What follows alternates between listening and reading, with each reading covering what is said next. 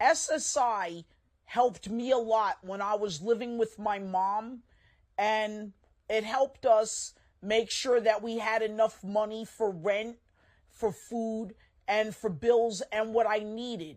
My name is Steve from Virginia.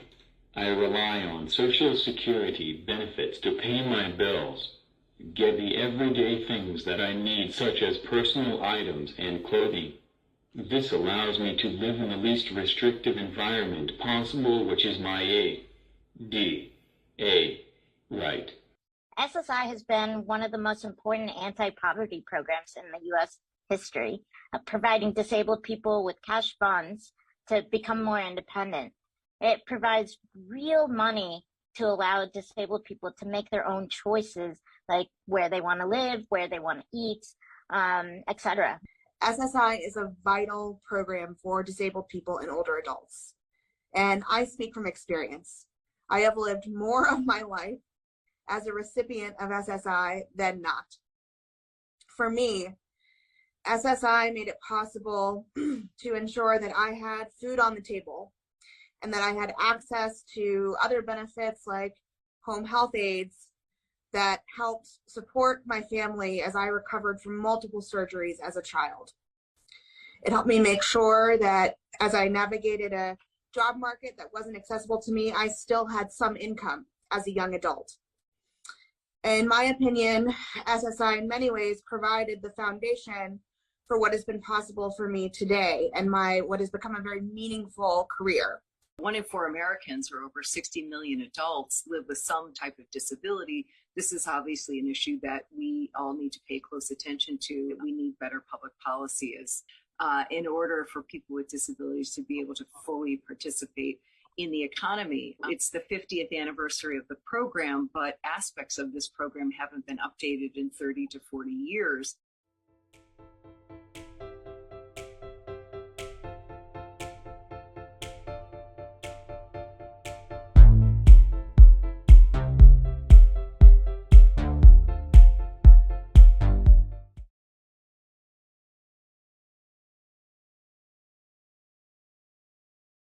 Well, good afternoon.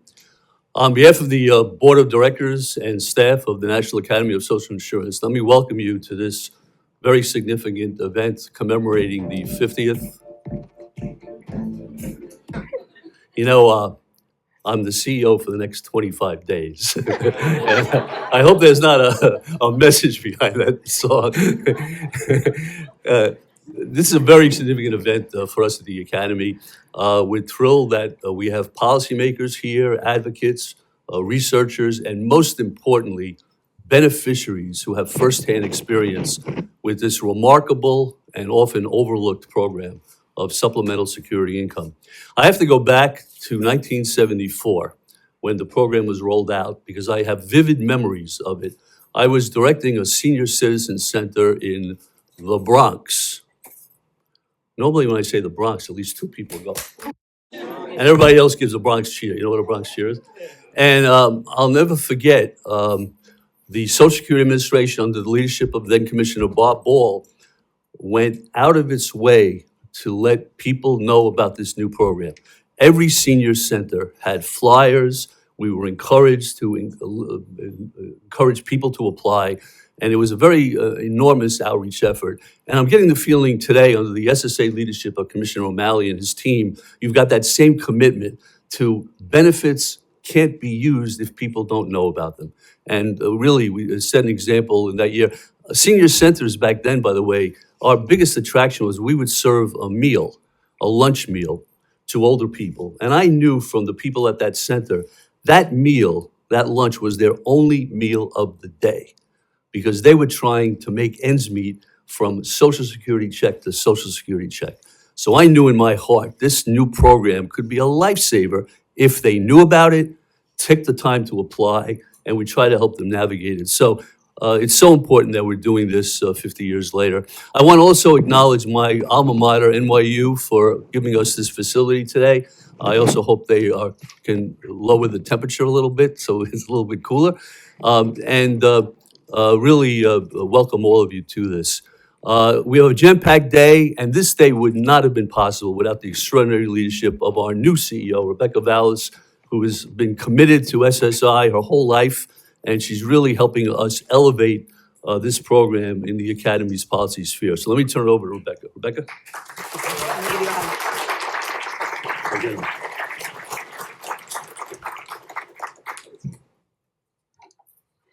Hello, everyone. Is that all we got? Come on, you guys are here for a party, right? I know that part's later, but the party starts now. My name is Rebecca Vallas. I am a distinguished fellow for, 25 more days, Bill, and the incoming CEO of the National Academy of Social Insurance. And I have the distinct honor of being your MC today, so you're going to be hearing a lot from me. So I'm going to do a quick visual description. I am a white woman. I have some unruly curly brown hair. I'm wearing all black because that's the only way I know how to get dressed in Washington. And I'm not wearing my signature unicorn earrings today, unfortunately, but I could be because I am talking about SSI. It's an inside joke for people who really, really are the super fans. So 2024 marks 50 years since SSI benefits started being paid to older and disabled adults. That was in 1974. That's when the first checks went out. Congress's bipartisan intent in establishing this program was to ensure that disabled and older adults in the U.S. would no longer have to subsist on below poverty incomes. That's a direct quote from the legislative intent. And today, SSI provides critical income support to nearly 8 million people with disabilities and older adults, including 1 million disabled children. Modest as benefits are, it was burned into my brain early on as a legal aid lawyer representing people who were struggling to access SSI, how incredibly transformative the monthly income support from this program can be in a person's life. It can be the difference between having enough to eat and skipping meals, being able to afford copays on needed prescriptions versus cutting pills in half. And for families with a disabled child, being able to care for and meet their child's needs at home instead of in an isolating and often dangerous institution. And while there is a great deal to celebrate as we mark 50 years of this bedrock program, I have to be honest, it's also in some ways a bittersweet anniversary because as we heard Nan Gibson, who you'll be hearing more from later today, say in our opening video, key elements of this really incredibly important program have not been updated by Washington lawmakers in decades. For example, a $2,000 asset limit that, as we'll hear about, hasn't been updated even for inflation since 1984, which is the year I was born. Now, given how little attention SSI has gotten over the years, particularly here in Washington, it's an issue that sometimes can feel like tilting at windmills. But as the very group that's gathered here today and joining us out in cyberspace as well, and the incredible energy in this room, which I can feel up here, is itself evidence of, that seems to finally be changing. So back to the celebrating. As we gather today, there is a great deal to celebrate in terms of long-needed reforms gaining historic levels of momentum here in Washington, including the first bipartisan legislation to update SSI, specifically its asset limits, in 40 years. And we'll be hearing more about that legislation. And also critical, long overdue improvements being made up in Woodlawn. Under the leadership of Commissioner O'Malley, Commissioner Emerita Colvin, and Acting Commissioner Kijakazi, we have seen positive improvements, significant, historic positive improvements made to the SSI program, such as long overdue reforms to the program's in-kind support and maintenance rules that have for years penalized some of the program's most economically vulnerable beneficiaries. And we'll be hearing a lot more about that. It is a true pleasure to be here with all of you this afternoon to mark this important anniversary. And I won't mince words, we have a pretty amazing lineup for you today. We'll be hearing from policymakers, from advocates, from researchers, stakeholders from across the political spectrum, and most importantly, current and former beneficiaries. And I invite folks in the room and also joining us out in cyberspace to join the conversation using the hashtag S50. And for those of us who are able to join us for our reception this evening, we'll be rewarding you for making it through this whole afternoon of wonderful program by toasting SSI on the Academy's rooftop. Now, before we get underway, I have some thank yous that are in order. First, I'd like to extend huge gratitude to our wonderful SSI at 50 steering committee and the sponsors of today's event, without whose support this event would not be happening. AARP, the ARC of the United States, Justice and Aging, the Niskanen Center, the Center for Law and Social Policy, Mathematica, Community Legal Services, the Center for American Progress, Disability Justice Initiative, JP Morgan Chase, and Westat. I'd also like to thank ACT TV, our live captioners, the NYU events team, and the Academy's amazing Tom Novotny and Ariella Jalal. Let's give it up for them, please. They don't get enough applause for what they do. A big thank you to Senator Harkin for being with us today, one of the people who's done the most in U.S. history to advance the rights of people with disabilities. It's an honor to have you with us today, Senator. And finally, I'd like to recognize everyone here from the Social Security Administration, each of whom plays a critical role in some way in administering the SSI program. It is a great honor to mark this anniversary with so many of the public servants who work tirelessly to get SSI benefits to the people who need them, and who, under the leadership of this commissioner, Commissioner Emerita Colvin, and Acting Commissioner Kijakazi, are working tirelessly to strengthen and improve SSI in a variety of ways. SSA friends, if you want to wave a hand so you can get appreciated as well. Thank you. And now, before we get this party officially started, we have a special surprise guest joining us. I'm so thrilled that he's here. It is a tireless champion for updating and strengthening SSI, and that's Congressman Danny Davis. Congressman, thank you for being with us today. And I know you might have a few words of welcome to help bring the energy even further up in this room. Thank you for being here. Well, thank you. Thank you very much. Commissioner O'Malley, Senator Harkins, ladies and gentlemen, distinguished guests. Let me thank the National Academy of Social Insurance and the wonderful steering committee and supporters for hosting this event to celebrate the 50th anniversary of Social Security. As the ranking member of the subcommittee in Ways and Means of Family Support and Worker Support with jurisdiction over SSI, I am delightfully pleased to be here with you and to have the opportunity to mention how effective and wonderful this program is.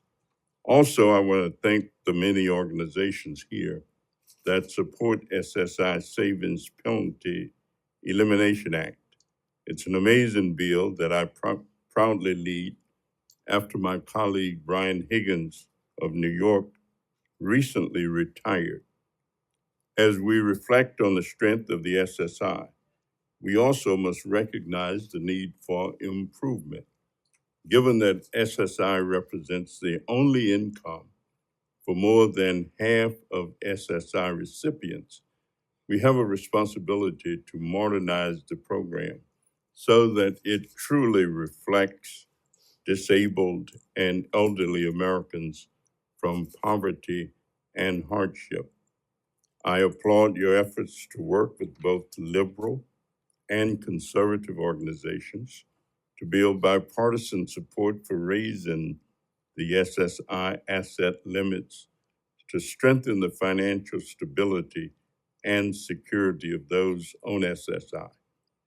That bipartisan bicameral support lays the foundation for a successful enactment of the bill. We're not sure when we'll have an opportunity to move this bill, but your support will certainly help us to get there. In closing, I celebrate the first 50 years of the SSI program. I promise to continue to fight with you for the dignity for our most vulnerable citizens, to make the impact of SSI even bigger over the next 50 years. And again, I commend certainly Senator Harkins for his leadership the outstanding service that he provided. And we think he may have left us a little too soon, but that's all right. We'll keep working even with him. Thank you so much.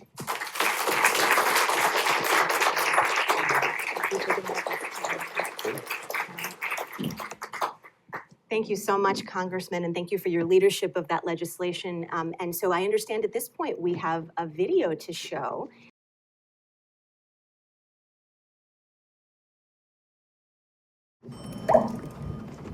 Hey, SSA family, we have accomplished so much. If I could describe it in one word, it would be innovative, exciting, accountability, energized, encouraging, results-driven, service, engaging, urgency, amazing, dynamic, monetization, uplifted, wow, unprecedented, hope. Over the last 4 months, the agency has been going through rapid change, thanks to a new strategy called Security Stat. Security Stat is a unique way of getting folks around the table that can make the necessary decisions to effectuate change. to discuss friction points and challenges in the open, right there for everybody to hear, and then right there for all of our leadership to be able to solve.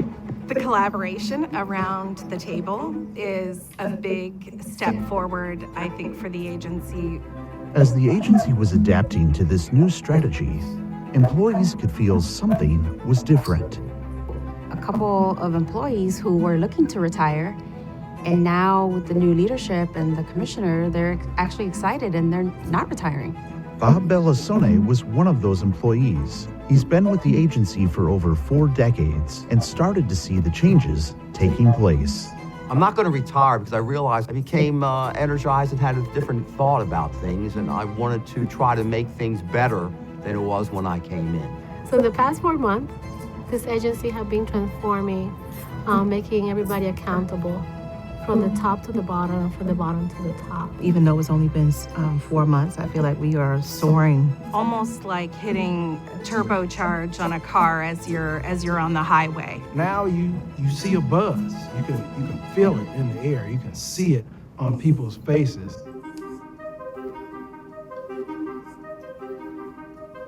You know, sometimes as I've traveled around the country, people ask, why do you spend so much time sitting with workers and watching them do their job? I do it for one reason, so I can come back here and do a better job to serve them.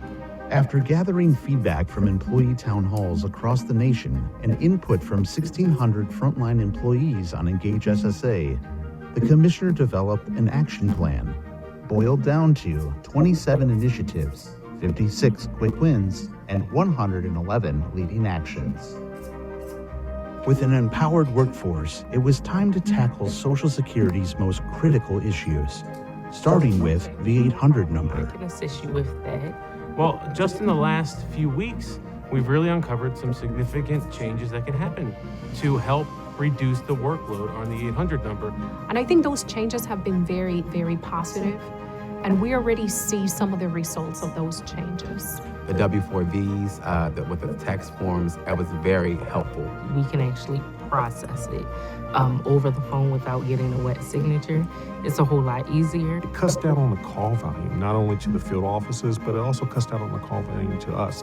The agency also began tackling overpayments. People were crying or calling or could not afford the overpayments. So when they call and say, hey, I received an overpayment, I say, great news. You know what I can do for you? I'm just going to take 10%, and you're happy. So in a nutshell, that really, really helped my job, made my job way easier. And addressing the high disability processing times. They just need somebody just to walk them through the process because some of them don't have access to do it online. And if we can either talk to them over the phone or talk to them in person, it makes it a lot easier. And the processing time of all that is faster now.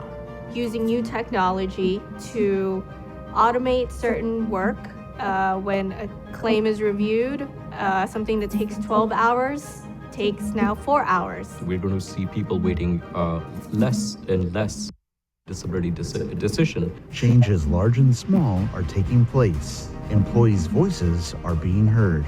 Morale is shifting. Definitely giving us a voice, and I feel like we're heard.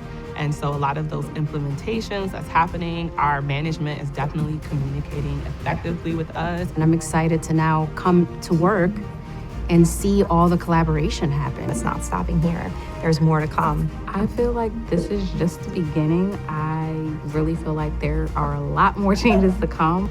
And hopefully in the next couple of years, we're going to be the greatest agency in the country. The future is limitless. Man, we can do so much if we just all get behind one another as a family. This is the only agency in this country that serves everyone from the moment that you're born after you pass. You'll be served, you serve every single soul in this country. Of the people. By the people. For the people. Social Security, stronger together. You good? Just a brief note to say it's not just the folks inside the agency who feel the turbocharge. Commissioner, thank you for being with us today. Hey, Rebecca, thank you. Rebecca, thank you, and congratulations on taking over the reins of this, filling the big shoes of Bill Arnone. And how many more days? 20 days? He's counting, not you. Well, I really also want to thank you for showing that video. I mean, that does more in like 5 minutes than I could explain in a half hour about the new energy and what's happening at Social Security. All of you care so very much about our agency. And when I say our, I mean our agency, our as American people, our agency, the routines of compassion that we're engaged in.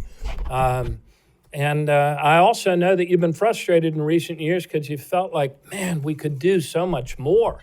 And so now we are. And I am so proud of the staff and the senior executive leadership of the agency, many of whom are here today. And so in addition to thanking Rebecca right off the bat and Bill Arnone, I also want to thank Carolyn Colvin, Commissioner Emerita, who you saw in a Burgess Meredith cameo there. And also Dustin Brown is with us. Dustin is our Chief Operating Officer. Andrea Moore, Courtney Saunders, Nicole from OCOM, Kathleen Romig is going to be moderating the second panel. She's helping us pull together so many programs that affect children at SSA. Steve Goss is here, our actuary, who will give us all of the numbers that are fit to print. Also, Jeffrey Hemmeter, who was here, he is serving on SSI at 50 steering committee. Awesome to see Congressman Davis, who just had to scoot back to congressional responsibilities. And also Tom Harkin, who has done so much for us as a nation and to uplift people who live with disabilities and inspire us every single day as Americans. And now, thanks to his service, we're able to do better by them as Americans. We clipped the video at the end. We have kind of a Marvel Comics, what do you call it? The credits at the end that they do at a movie. But what we put were the actions, the accomplishments to date. And that's only in the first 100 days, 4 months. So in the interest of time, I'm going to read these like the member FDIC thing at the end of some commercials. So we ended the clawback cruelty for intercepting 100% of beneficiaries' checks in cases of no-fault overpayments. Hold your applause. Or maybe we'll just do one clap after each because we've got a lot of people here. We deployed the no-to-all button for faster processing of SSI claims. We approved and deployed AMP automated Medicare processing tool. We launched Security Stat in the first 30 days. We shifted the burden of overpayment fault from the claimant to the agency. We reduced average hold time on the national 800 number from 40 minutes down to 17 minutes. We changed the processing time expectations on printed notices to customers to reflect real-time wait times. I don't know that we clap for that. It's just a little bit of honesty. We secured IRS permission to accept attestation for the Form W-4B. We removed wet signature requirements on multiple forms. We deployed improved tool for e-signatures and uploading of documents. We persuaded Medicare to remove our 800 number from their billing notices. We deployed callback assist option for the 800 number. We removed misidentification of SSA outgoing calls as spam, which we actually used to do. Can you believe that? We drove the pending administrative law judge hearings pending to below 300,000 for the first time in decades. We put forth new regulations to simplify SSI rules regarding food, rental subsidies, and the definition of public assistance household. Many applause. We restored the practice of collateral estoppel to speed processing time of many disability applications. We raised the fee cap so more claimants can be better represented. We made it easier for claimants to request overpayment waivers. We raised the SSI underpayment threshold to $1,000. We published new regulations to implement payroll information exchange. We lifted the hiring freeze. We amended labor MOU to allow for granting episodic telework. We greatly increased adoption and training for DDS staff to use an AI tool called Imagine to speed up processing time for disability claims. We improved functionality of TED, the Technician Experience Dashboard. That's an insider thing. You don't have to clap for that. We gave claimants representatives the ability to confirm online agency receipt of their notice of appearance, Form 1696. We also expanded online applications for replacement of Social Security cards. We expanded enumeration beyond entry. We launched a reform of policies that have long allowed children in foster care to have their benefits taken entirely by state foster care agencies. More to come on that. So, we're off and running. And I want to thank all of you for your support. I know some of you saw that video before. We have regular recurring monthly meetings. We're keeping lines of communications open so we can hold one another accountable, so you can hold us accountable, and also so we can hold you accountable. Because one of the things that we really need help with is I have to be careful how I say this. Carolyn Colvin has tipped me. I am not going to encourage you to go lobby members of Congress for more adequate funding of Social Security. I can't do that. It's outlawed. I won't do that. So instead, I want to encourage you to educate and raise the awareness of members of Congress.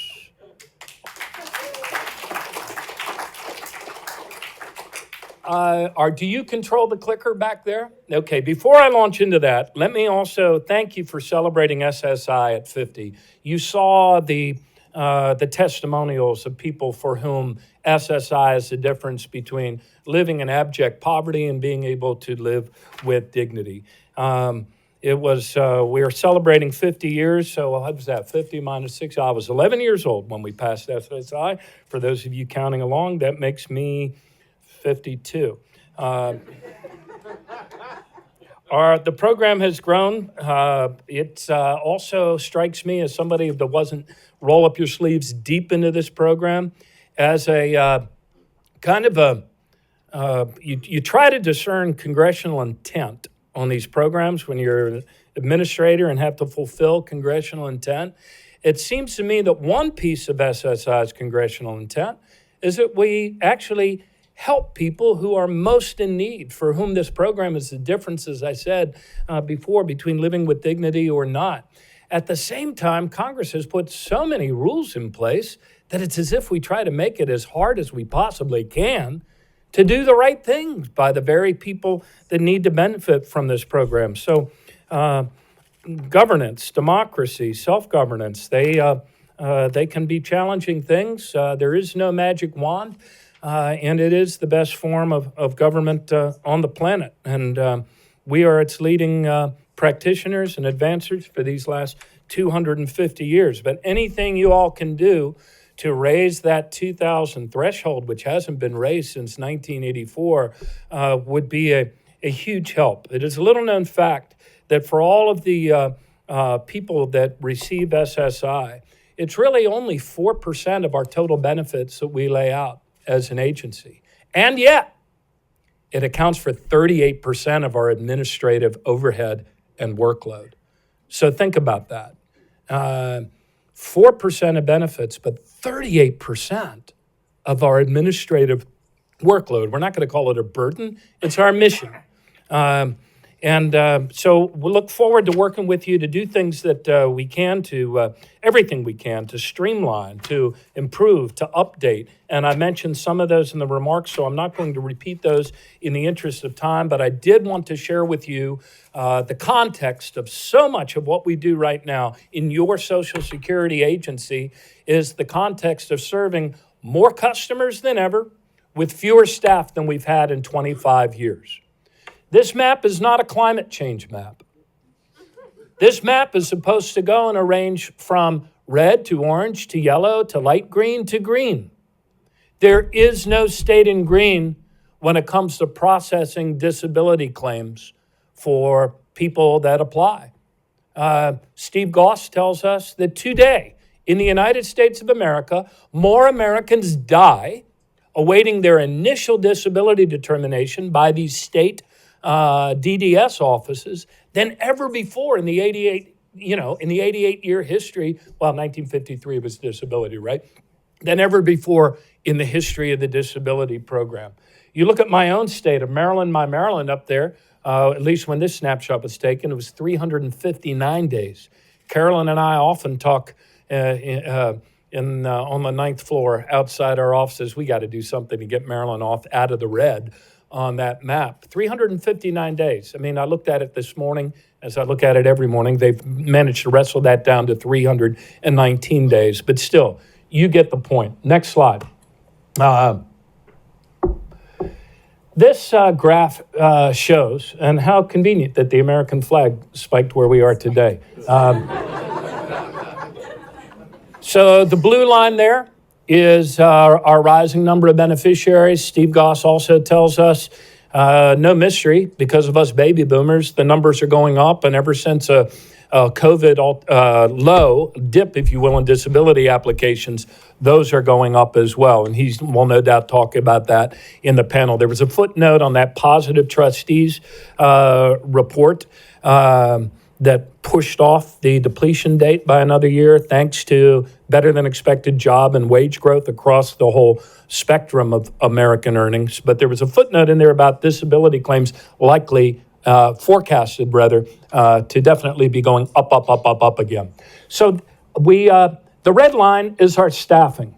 So beneficiaries an all-time high, staffing going down, and I don't think it's intentional by Congress, but they are greatly in need of additional awareness and education. Because this is what happens when Social Security doesn't even have its own budget hearing for 9 long years. It's not a matter of congressional intent. It's a matter of congressional inattention, unawareness. When everything we do, it's not unlike a police department or a school system. When you have fewer teachers, you're going to have larger classrooms, and kids in trouble are going to wait longer for the additional help. If you have a police department, you have fewer police and just as many 911 calls, it's going to take you longer to get to 911 calls. Next slide. For the longest time, SSA operated over here on the left-hand side, like before 2018, our overhead was about 1.2% of benefits that we paid out. That's a really efficient insurance program. But as Congress looked the other way, we got lumped into a committee they call Labor H. We don't even warrant a letter. They do. They call it Labor H. So the percentage has now gone down every year. And it correlates with the staffing reductions, which has also gone down every year. And one chairman of one of our oversight committees said to me, well, can't you make up for that with technology? Well, we could, except you've been reducing our technology budget by the same amount. And we operate on COBOL and green screens with legacy debt on top of legacy tech debt. Next slide. If you compare us to other insurance companies, that's us over there by the American flag at a traditional 1.2%, which, by the way, all of us already paid for. Same dollars that paid for our benefits are the dollars that pay for our customer service that we need to access those benefits. So traditionally, we operate at 1.2%. Allstate operates on 19% compared to annual benefits paid out, and Liberty Mutual, Liberty operates on 23%. Next slide. Next slide. The president's budget would be a very, very positive step in the right direction. So please, call your members of Congress, call your senators, raise their awareness, and educate them. The president's budget would allow us to restore funding to 60,000 staffers. These are people in our field offices. These are the people on the teleservice lines. These are people that negotiate and help frightened seniors when they get an overpayment, work out something. So we would go, the president's budget is a step in the positive direction. Our field office attrition right now is 10%. In the teleservice centers, it's 22%. And but this agency, ladies and gentlemen, is on the move. I think that's the last slide you have, because Dustin Brown and OMB have prohibited me from showing you the other slide. Right? Is that the last one, Christine? Okay. So I can't show you the one that says that if we got 1.2% again, we could get the disability determination time down to 120 days again. And if we got the 1.2% again, we would be able to get the ALJ hearings down to 270 days from their current 325. And if we got the 1.2%, we could get the wait time on the phone down to a 5-minute wait time again. But I'm not allowed to show you that slide. But what I can tell you is the president's budget would be a step in the right direction. And thank you, Rebecca, for letting me stretch out. I need your help. Please educate. Please raise awareness. I hope you're proud of this agency. I know I am. I told Senator Harkin, I haven't felt this fully alive, engaged, and proud of a mission since I was mayor of Baltimore. And that's saying a lot. Thank you. Thank you so much, Commissioner. So you heard him, right? He's not telling you to go lobby your member of Congress, just to educate, right? I think we got that. And raise awareness. And raise awareness too. Don't forget that part. I think I'm going to join you for a little armchair fireside here for a moment without a fire. You got a microphone right there. Perfect.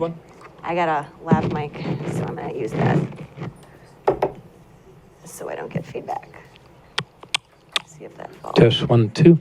All right, looks like it's working. I promise I won't bite if I come sit next to you like we're on CNN. So please join me in thanking the commissioner again. That was, I feel like we need to get you some water or maybe a Guinness after that list you just went through of all the stuff you guys have been up to. Well, you do have a rooftop thing going on later on, don't you? With the Guinness Corner. Okay. Yeah. Is it a rooftop or is it here in the lobby? It's a rooftop, yeah. So, and no time like the present to remind people that if you're free this evening, we are going to be having a little rooftop shindig to properly celebrate SSI some more. So, as I said, a good reward for staying in class all afternoon. We'll have a little party, and that'll be back at the Academy's offices. If you haven't seen our rooftop yet, that means you haven't come to any of my other parties yet. And that's on you, because you've all been invited. Commissioner, just to stay in conversation with you for a minute here before we move forward with the rest of our amazing lineup today, just want to say, first off, just a huge thank you for what you are doing to bring down this disability backlog. You went through a long list of really important things, but I will say, as a former legal aid lawyer, you never forget the first client of yours who dies while you're representing them because they're just waiting for a decision, and you know they're eligible, and yet that's not how the system is supposed to work, and it doesn't have to be that way. So thank you for your leadership on that more than anything.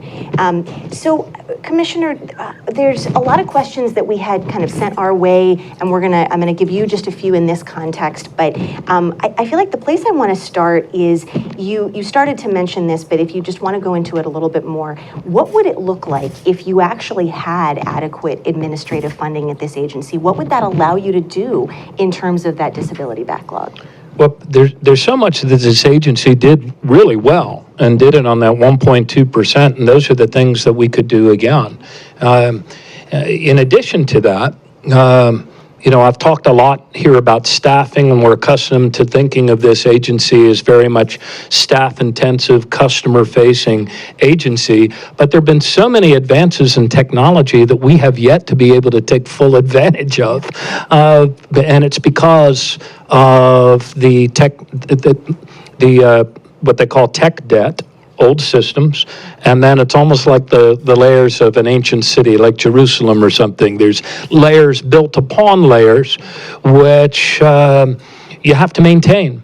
Whereas the modern world is moving in a direction, I left my phone over there, but is moving in a direction where we all can do so much business by phone. Up in New York, they recently, like within the last 4 or 5 years, their social service agency started communicating very directly with their clients who are very poor and doing it all digital and all on phone because people have phones, thanks to other programs that we've done as a nation. So in addition to the staffing, and I don't want to be repetitious here, you got the message on staffing. The need to upgrade our systems on technology is also would be hugely helpful, especially in these staff-intensive programs like SSI, where people might earn for 3 months and then they come off. Well, it's hard to be poor. Your address changes, the jobs you have change. Your transportation is a challenge to get to the job, so keeping the job is a challenge. The ability to move that to technology rather than making it, and then rather than having it be 38% of our administrative overhead and a huge inconvenience, hassle, and sometimes trauma for recipients who get tagged with overpayments that it takes us way too many months to catch up with because we don't have the staff and we don't have the technology to be able to do it real time like Amazon or somebody else can.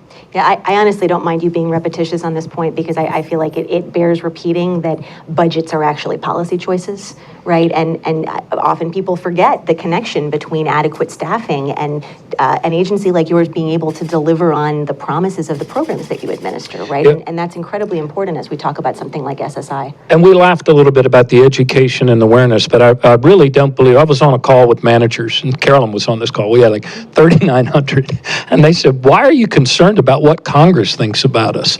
They're not going to help us. They've made it clear that they want to hurt us. And I said, well, I can understand where you're coming from. I can understand the trauma of serving more and more people and you're seeing your staff dwindle. But I told this gentleman, I don't think it's intentional. I think it's inattention. I was on a call with a woman who's a very powerful position in the U.S. Senate over our budget. And the tenor of the call was sort of like, well, why aren't you more grateful for the increase I gave you, which was the largest one you've had in 9 years, a year ago? I don't think they understand how staff intensive this is. And another thing that you could help us with is if they were able, if Congress, Article 1, and I'm only Article 2, if Article 1, if Congress could get to a point where they restore us to 1.2% moving forward, it would not add a single penny to the federal debt, because you already paid for it. And for those of you savvy, like Steve Goss, you will ask, well, if you take more of that out of the trust fund, what will that advance the depletion event by? If Congress were to suddenly reach the consensus to staff you at 1.2%, it would advance the depletion event by 30 days. 30 days. The staffing crisis was self-inflicted. It's a wound the Republic and its representative government inflicted. And the good news is they can solve it without adding a single penny to the debt. Well, and also it goes in both directions. I appreciated you mentioning speaking of bearing repeating, the statistic about SSI being about 4% of benefit outlays, but being about 38% of the administrative costs, right? I mean, there's so much that Congress could also do to simplify the SSI program so that you guys aren't having to spend all this money going after needles in a haystack and jumping all through all these different hoops. That actually is another way I see the administrative budget connecting to policy choices too. Yeah, Congress asks us oftentimes to spend $10 chasing after nickels when it comes to SSI. I was governor all through a recession. We were one of only 7 states that had a AAA bond rating. I totally understand program integrity, but we're asked by Congress, forced by the complexity of this program, to spend lots of money, $10 going after nickels. Well, and I think your word inattention, right, I think applies here as well, because again, so much of this is not intended by Congress, right? No one intended to have an asset limit that was never going to be updated for inflation. It was just that back in the 80s, back in the 70s, policymakers didn't understand the same way that they do now that you needed to index things to inflation. So again, inattention really seems to be the watchword, I think, for so much of this. And the agency has also struggled without a confirmed leader for most of the last 10 years.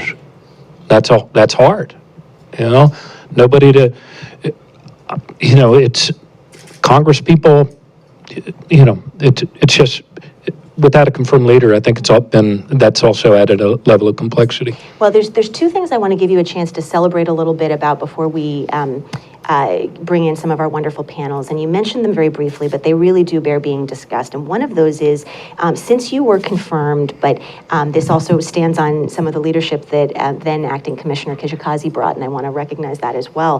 SSA has finalized some really important regulations that have brought some really, really long overdue reforms to in-kind support and maintenance. That might sound wonky. That's one of those wonky government speak phrases. It even gets turned into an acronym, ISM, right? What does become an acronym. But this is stuff that is changing people's lives, right? When you fix these rules. Talk a little bit about what you guys did with those reforms and why they were needed. Yeah, sometimes, like when I was going through the FDIC exercise there, we're going so fast, and I sometimes forget some of these things myself, which is why it's so great to have Carolyn Colvin in the office right next to mine. She's like the shell answer woman. Carolyn, did we do that, or did we just talk about doing that? No, you did it. So here's a few of them. We're no longer going to count food as an in-kind support and maintenance or ISM. So we're not going to penalize people when they're part of a family unit and the family puts dinner on the table for them. We are also expanding nationwide the rental subsidy policy for SSI applicants and beneficiaries. We're expanding the definition of a public assistance household, which will also have the effect of allowing more people to qualify for SSI. We're doing something on SNAP that's not on my list, but isn't there? It's part of the. That is part of that's the sub-definition. Thank you, Courtney. So those are a few of the things that we've taken, and hopefully with your help on that bipartisan legislative effort to raise the threshold and eliminate the marriage penalty on it, that'll be a big help too. Well, thank you for those regulations. Again, this stuff sounds wonky, but nobody should be penalized for having a bag of groceries given to them so they can eat, or a place to sleep at night, right? That's the kind of stuff people were seeing their benefits cut for, and that's what these types of changes mean, is not punishing people for being even more economically marginalized than any other SSI beneficiaries, which is effectively what these rules were doing. And some of these are still in the public comment. I've lost track of all of them. We've had so many trains going down the tracks, but there has to be a certain amount of time to allow the public to comment before we can put them into place. But our employees across the country are chomping at the bit. They are really looking forward to these changes happening, and that's why it was so important to have an action plan. Given all of the trains rolling down the track, it's really important that we are open, transparent, clear about when that one actually goes into effect, when the other one we hope will go into effect. All of this, of course, barring any major objections in the public comment period. And I'm seeing a whole bunch of folks around this room, legal aid lawyers in particular, shout out for legal aid, who have been working on supporting you all with these regulations for a long time. You guys have been great. So one last question for you that I want to throw your way in particular, because there's a person in this room who we'll hear more from later, but who really deserves an extra shout out. You were smart enough to steal Kathleen Romig from the Center on Budget and Policy Priorities, which is maybe one of the things we're all most excited about your having done. Do you want to talk a little bit about what you all are up to and what she's leading when it comes to really reaching out to eligible disabled kids and, like you said, bringing together a lot of the challenges the agency faces with reaching children? Sure. And is she here? She's in the back. Oh, there she is. With her son, Adam. Hi. Hello, Adam. How are you, pal? Good to see you, ma'am. Yeah, we're very, very grateful to Kathleen for coming to the agency to help us, given all of her deep expertise. Carolyn Colvin understands far better than I do the number of different programs and ways that we touch and impact in positive ways children across the country who are in need of our help, or poor, disabled, what have you. I believe that we affect more children than I don't want to get this wrong. Then look at Christine trying to pull it out of me. More than Head Start and SNAP And the EITC combined. EITC combined. So we affect a lot of kids, and there are a lot more kids that we could affect more positively. In Security Stat, which is our new operating model, it's like agile software development rather than our grandparents' annual budget process. We get people together every 2 weeks on a rotating basis. You saw some of the pictures of that room configured as it is, and for one blessed hour, we focus on a really big, important part of our operation. We can't, it's a system, but we focus for 1 hour on operations. That's followed the next hour by HR. The next day, it is the 1-800 number for an hour, and after that, we focus on OP and UP, overpayments and underpayments. And Carolyn, Commissioner Emerita, is very, very passionate about us addressing the injustice of underpayments. Underpayments in terms of people who, with the SSI program, as long as it takes us to identify an overpayment, it can also take us that long to identify an underpayment. And then to be able to effectuate that and get that those dollars to a person that is really in need is one aspect of that. Another one is kids that never claim their survivor benefits. Lots of kids all across the country that do not claim their survivor benefits. We need to figure out who they are, where they are, and what the best channels are to get to them. We've done some advertising in the past, and we're looking to build upon that, learn from that, and be a lot more targeted in our approach to reach these kids. Another one has to do with we mentioned the foster care kids, the kids. Shifting policy right now. There's only a few states that have kind of awoken to the injustice of capturing 100% of a foster care kid's Social Security benefits when they're in state foster care. For years, it was accepted that, the state spends a lot more than those benefits on keeping the kid in foster care, maintained and healthy and in a foster home, so we just have to let the states keep them. But all of you know, the kids aging out of foster care have some really, really bad results. When we tell them, happy birthday, here's your stuff in a bag, get out.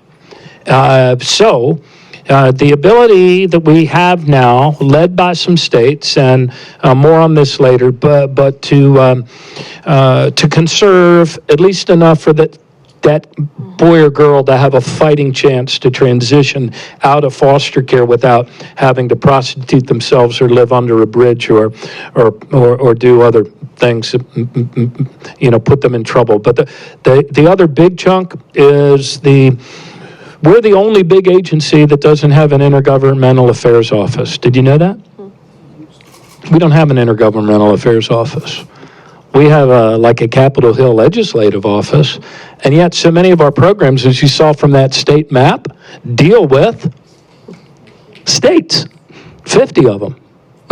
And so between CMS and Social Security having together the keys to the data kingdom and states administering Medicaid programs, we believe there's an opportunity to do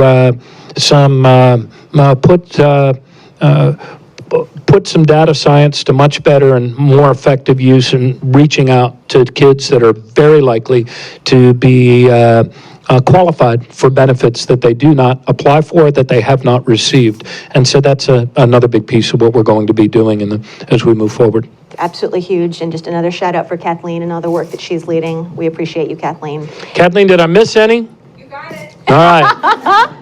You got 2 thumbs up from the balcony. So, Commissioner, I wish we had more time, but I just want to say just a huge thank you for your leadership. Thank you, Rebecca. For the turbocharge and for everything that your amazing team, many of whom are here, many of whom are watching, and many of whom are up in Woodlawn are doing. We appreciate it. We see you. We appreciate your inclusive and transparent and collaborative approach. And it's an honor to have you here, SSI. Rebecca, thank you. Thank you, SSA family. So for the next segment of, I'm getting used to this lav mug. That's what I'm supposed to be using, but it's clanking around here. I apologize.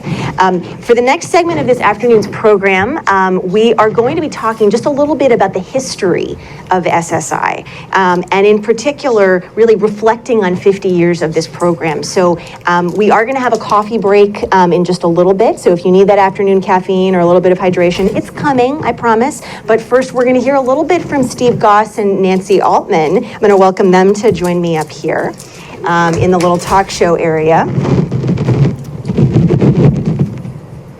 Get mics away from mics so we don't have feedback here. Nancy Altman and Steve Goss. So thrilled to have both of you here with us. And I have to say, I feel incredibly lucky to consider both of you mentors of mine. Here, we'll hand this one to Steve so we can hear him too. Oh, okay. So wait. Much as he, yeah, so come sit next to me, Nancy. I won't bite. I feel incredibly lucky to count both of you mentors. I've learned a great deal from both of you over the years. I feel like these are two people who need almost no introduction in this room, but Steve Goss, Chief Actuary of the Social Security Administration, and Nancy Altman, President of Social Security Works. Thank you to both of you for being with us today. And thank you for helping us take a look at some of the history. Steve, a little birdie told me that you got to SSA 1 year before SSI actually started paying benefits. Is that right? Only a few months. August of, am I up? Oh, I think you got to flip the switch. Oh. There you go. Yep. Only a few months, August of 73. So just before SSI. Before some people were born, too, around here. Only some people. I did disclose when I was born. It is true. That's not a secret. And a few of us knew Bob Ball, who was... Yeah. And he heard him talk about what it meant to implement the program. Knew him and learned a lot from him. Yes. Yeah. And Bob Ball, for anyone not familiar, the founder of the National Academy of Social Insurance. So he's with us here today in spirit very much. And was commissioner at the time. He was. So I feel like you two are both wonderfully qualified to talk about the history because unlike some of us, you were actually born then when SSI went into effect and started paying benefits. And Nancy, you are also just a wonderful teller of the history of Social Security as well. And I would love to sort of put SSI in that context. So talk a little bit about how SSI fits in with the overall Social Security system and with the history of Social Security. Absolutely. So, as you know, Social Security was enacted in 1935. It was the Title II of the program we all think of as Social Security today, and there were a series of welfare programs. President Roosevelt knew that once the economy recovered from the Great Depression, we needed to make permanent changes. We needed wage insurance so that we would no longer have what we suffered in the 1930s. And in fact, proof of that and this may be a longer answer than you want, so as I'm going, but hidden in the shadows of the Great Depression were 3 generations, because it was the workers, their children, but also tended to be their aged parents who tended to move in with them. the difference in the Great Recession of 2008 that many people compared to the Great Depression was we had Social Security. So that not only did the aged parents not have to live with their children if they didn't want to, they could actually support them because those, they joke about the 401ks turning into 201ks. So that was the permanent part. But to get immediate assistance in the 1930s, and it was understood that it would always be needed, we needed means-tested programs. The states were already providing some old age pensions, but a lot of those, their budgets were bankrupt. They could no longer pay. So there were a series of federal state programs for the aged and for the blind. And in 1950, the grants were added for for people with disabilities. And it was out of that SSI grew. And I'd love to say more, but we'll keep. No, I appreciate it. And Nancy, this is exactly the history I feel like folks, need to hear. Often we talk about current day, we understand how many people are helped today, and we're going to hear a lot about that throughout this afternoon's program, but understanding where it came from and what its legislative intent feels really important as we sort of ground the conversations today and what it was intended for. The quote that always jumps out to me and that I always bring into most conversations about SSI is that it was the bipartisan intent of Congress that older and disabled Americans should never have to subsist on below poverty incomes. That was really, that's the meat and potatoes of what SSI was about. What more do you want to share in terms of getting us the history? Let me get to 1972 when SSI was enacted, and then 1974, of course, when it was implemented.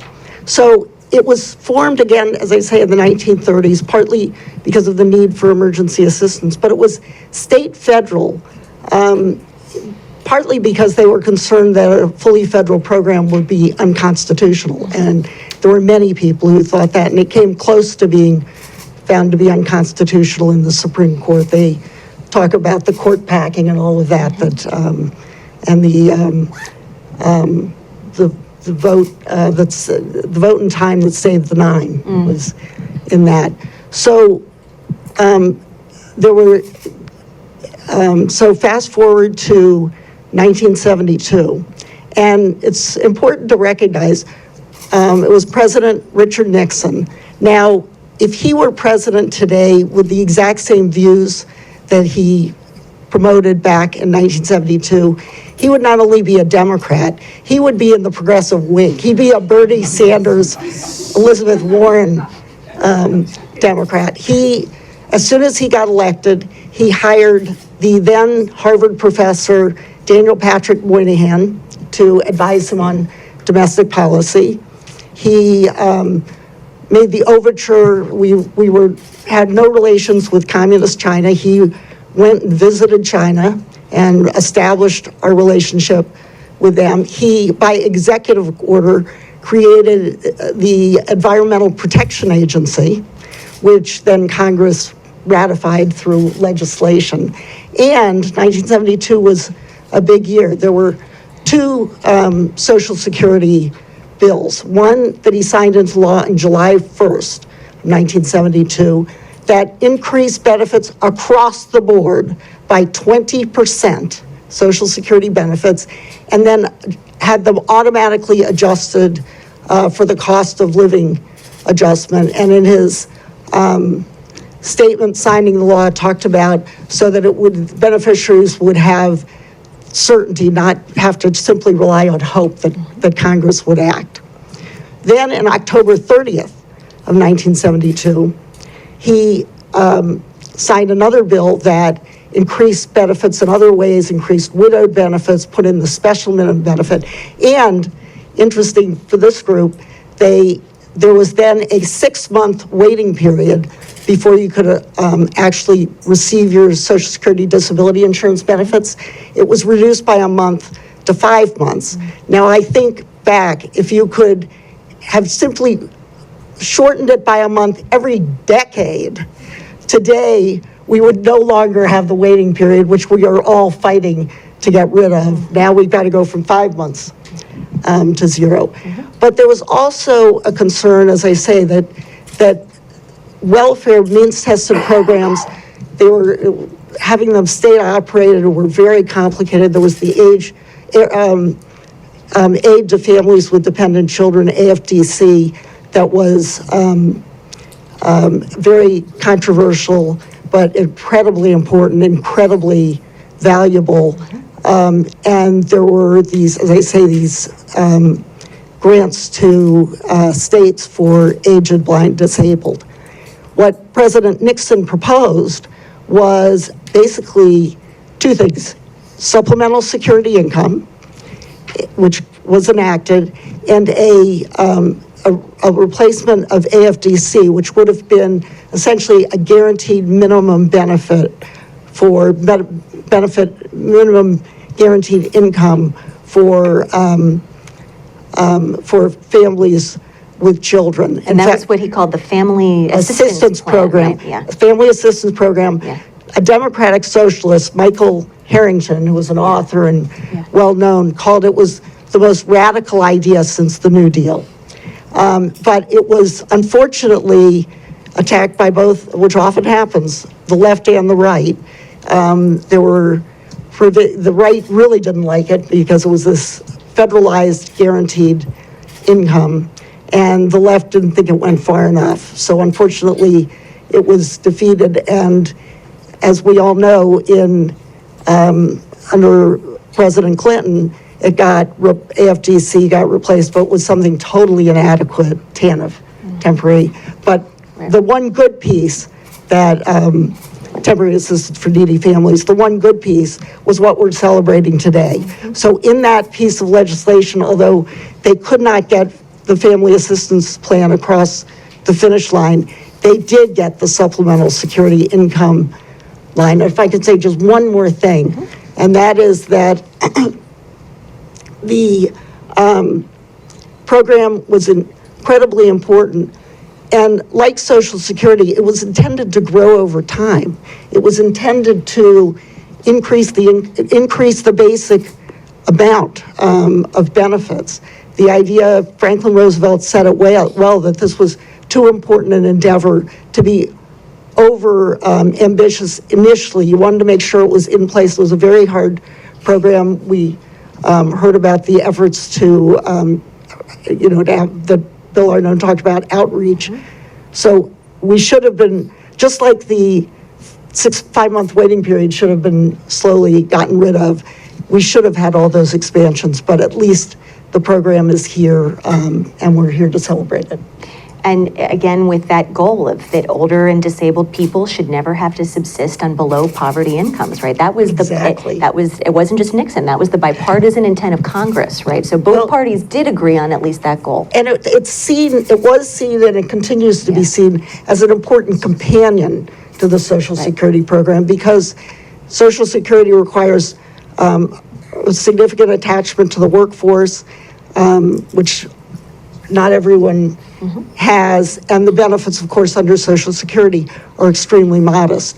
So we should be raising those benefits as well as raising the SSI benefits. And a shout out to Senator Harkin, because before him, people were talking about no cuts to Social Security, and he really started the Democrats to say what should be said.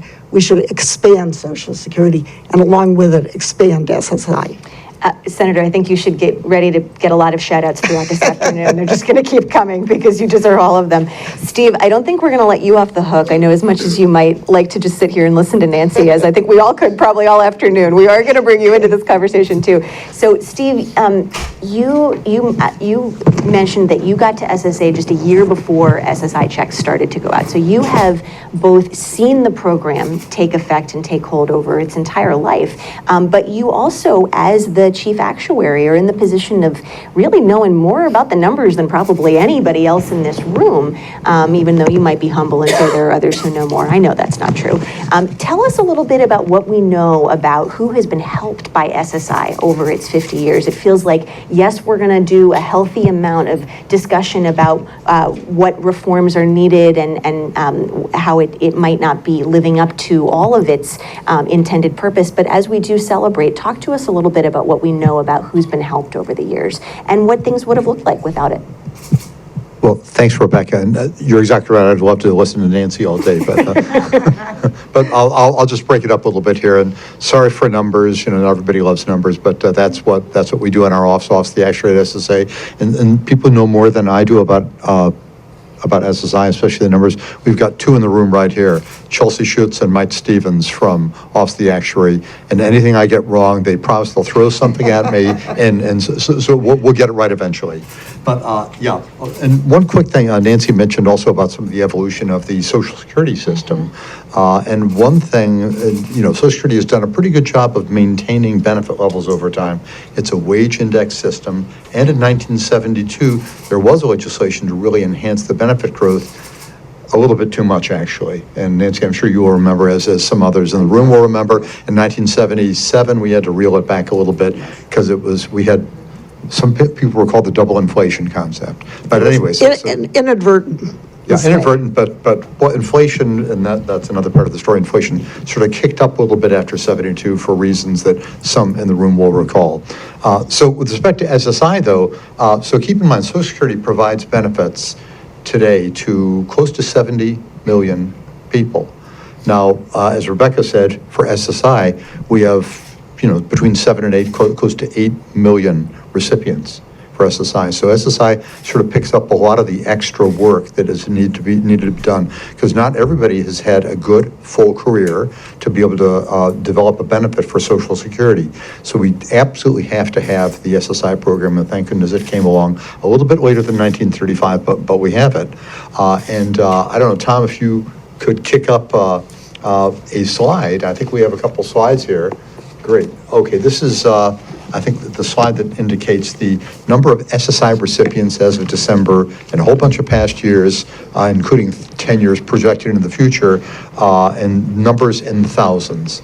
And you will see here that as of where the little vertical line is in 2023, at the end of 2023, we had about 8 million total SSI recipients. Now, when you look at that, you'll see the dark black line at the top. Most of them, about 4 million, about half of them are people who we call disabled or blind and disabled, age 18 to 64 SSI recipients. But that started out way back in 1974 at only about 1.5 million from some of the programs that had already been around at that time and brought them to the federal SSI. But at the time, back in 1974, there were actually more what we called aged age 65 and over individuals who were helped by SSI. However, over time, the number of people who are receiving blind and disabled recipients has increased a lot more than the others that you see in this particular panel at age 18 to 64. You can see there's another category here, which is the blind and disabled 65 and older. And the reason for that, for those who are aficionados of Social Security, they know that if you start to receive a disability benefit under age 67, when you reach age 67, you get converted over to now be called a retired worker recipient. And actually you get your benefits from a different trust fund. Not so for SSI. For SSI, if you start to receive a blind or disability benefit under age 65, and then you reach age 66, 67, 68, we still keep you on categorized as blind and disabled. Not subject to the requirements of maintaining disability status at that time, but still having all the other characteristics. So when you look at the number of people that we have in our population, age 65 and older, you got to add together both the red line and the blind and disabled, which is I think the little the blind and disabled, which is, I believe, the dotted line for 65 and older together. And today we have about 4 million aged, roughly 2 million aged receiving either as starting a disability or starting after age 65. But another way to look at this, the numbers are really interesting and useful, but you might ask the obvious question, well, wait, out of our total population, what does this represent? What percentage of our population are receiving benefits from SSI? And just a first little hint on that 67 or so million people that we have receiving Social Security Title II benefits, that's just under 20% of our total population. That's a pretty high percentage. So what is it for SSI, our other program? If, Tom, you could flip to the next panel, please. I'm hoping this is the one that has the one where it says percent of SSA area population. So what this indicates, you can see it looks a little bit different from the prior one. The age 65 and older who are receiving an SSI payment initially from some of the programs that had preceded SSI left us with 10% of the 65 and older population receiving an SSI payment in 1974 at the very beginning. That has come down, but keep in mind there's also, again, the dotted black line, which is the number who are receiving a blind and disabled payment who are 65 and older, who will over time gradually translate over into being receiving a benefit over age 65. Now, so you can look at the two of those together and see the percentage of our population that is 65 and older that is receiving a payment.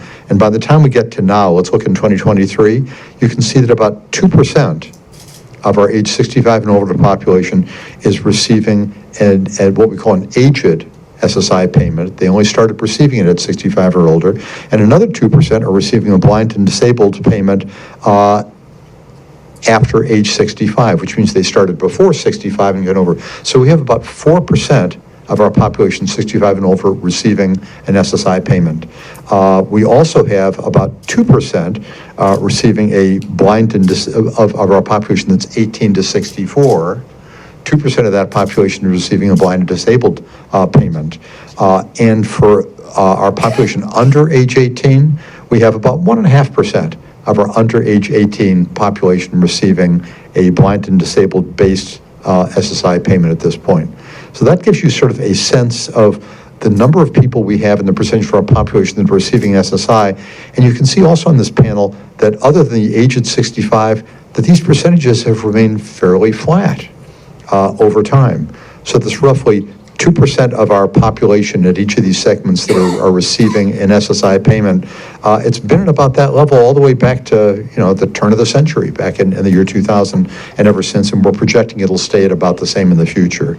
Now that may be a little bit surprising given that the SSI payments only grow with price inflation, and yet we're lucky enough that workers generally have earnings levels rising faster than that, and Social Security benefit levels also rising faster than that at the rate of average wage from one generation to the next. So Tom, if you could just give us the next slide, which is one more graph. Sorry about this, all these graphs, but that's our favorite way to sort of show you numbers. So on this last one, you can see a little history of what's happening with the SSI federal benefit rate. That's the sort of basic amount that's paid to an individual, 18 and over. And you can see what that looks like on the solid black line relative to the poverty threshold, the census poverty threshold. And you can see that it has just remained flat over time at about 70% of the poverty threshold. And you might say, well, gee, if the intent of the program is to eliminate poverty, why are people getting only 70% of the poverty threshold? A little bit more on that in a moment. But that has stayed rather constant over time. Why? Because both the poverty threshold and the federal benefit rate are increased by the consumer price index, by the average level of price increases, not by the average level of standard of living, which people who are getting pay increases more than inflation, which is typical, get from one generation to the next and over time. And you can see the effect of that by the dashed line below. You can see after the early 1980s, this ratio of, or the percentage of the federal benefit rate compared to the average wage level for American workers, it was a little bit over 20% back in around 1983, and it's drifted down now to less than 20%, and it will keep going down as long as workers enjoy increasing standard of living, but the federal benefit rate does not enjoy increases more than just basic prices. So it's fortunate we haven't seen a big increase in the number of people on SSI as a result, but this is something to sort of pay attention to. And by the way, there's been serious legislation from a number of places that everybody is well aware of to perhaps take this federal benefit rate to something possibly higher than 70% of poverty, maybe even take it up to the level of poverty, even if it's only price indexed thereafter.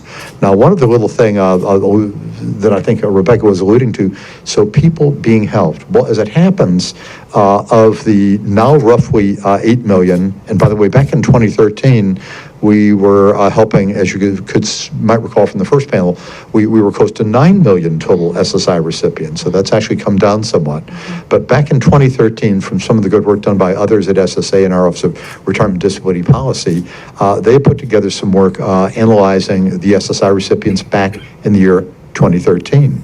And of those, without SSI, of that roughly 9 million, about 63% of those SSI recipients would, based on family income and their own income, be below the poverty line without SSI.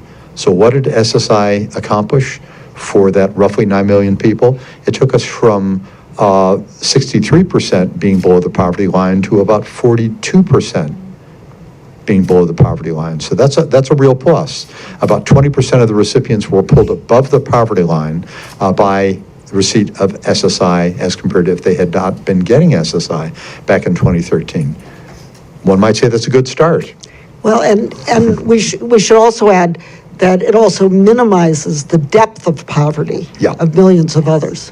So that's very important. But it is, on the other side, it's important, I think, to remember that the federal poverty level is a very low measure. There's a supplemental poverty measure that's been introduced that we don't use for these programs, or for these calculations, but would be much higher. There's the Elder Economic Index put out by the University of Massachusetts that's much higher than the federal poverty line. And if you look at the way Europe measures poverty by percent of the median, so it's a very low level that we're trying to lift people up, but without it, people would be much more devastated. No, and I really appreciate you making that point, Nancy, right? Because obviously we often measure the success of programs based on how many people are moved above the official poverty measure, right, which is that federal poverty level, but we know that it doesn't actually bear much resemblance to what it actually costs to afford a basic standard of living. That being said, minimizing the depth of poverty, minimizing material hardship, these are real things to celebrate when we think about the good that SSI has done over these years. And Steve, it kind of makes me want to ask the question, what if we were in that place of SSI at least being up at 100% of the federal poverty level? How would those numbers change before we move on? Well, that one number, everybody's probably already guessed what would happen to the number of people in poverty. If the federal benefit rate were lifted up to at least the poverty threshold, we'd no longer have 40% below the poverty. Everybody would be pulled up to the poverty level or above. But great point by Nancy. Yes, SSI recipiency helps the income level of everybody who's receiving it, no question about that. And it is sort of this artificial threshold of poverty, but it's one that we pay a lot of attention to. So getting people at least above that. And the other thing too is do keep in mind that the poverty threshold, like the FBR, the federal benefit rate, only increases with prices over time. So if we really want to have people who are in this sort of lower sector of socioeconomic, favor in our society, if we want them to sort of keep up with the standard of living generally that we all enjoy in this country, we'd probably want to have something a little bit more than just price inflation operating on the federal benefit rate and maybe even on the poverty level. But we are where we are, and it's a good start. And Rebecca, you're exactly right. If we were to move as some legislation put forth as suggested, and move the federal benefit rate up to at least this not all that high poverty threshold, then we would in effect take all these folks out of being deemed to be poverty through that threshold. So, and I want to also just echo, Nancy, I appreciate so much the point you made before, and it feels like it's worth repeating, that in a lot of ways, SSI is part of the Social Security system. It might be a different title, right? We've got, for the super nerds, we've got Title II, we've got Title 16, we all talk about this all the time, right? But it is part of the Social Security system because it plugs a really important hole that would otherwise exist if all we had was a system based on work history. Well, and in fact, I like to talk about Social Security the way the President Roosevelt and his colleagues thought about it, and that was basic economic security. We now tend to think about it as the old age survivors disability insurance programs, but back then they saw it as basic economic security. So what do you need? Certainly you need a minimum guaranteed income. You need a living wage if you're able to work. You need universal health insurance, which they tried to get through. I mean, imagine where we'd be today if we had guaranteed universal health insurance. So it is all part, I mean, it's easiest to see Social Security and SSI because they're both administered by the Social Security Administration. But all of these fit together to give the American people fundamental, basic economic security.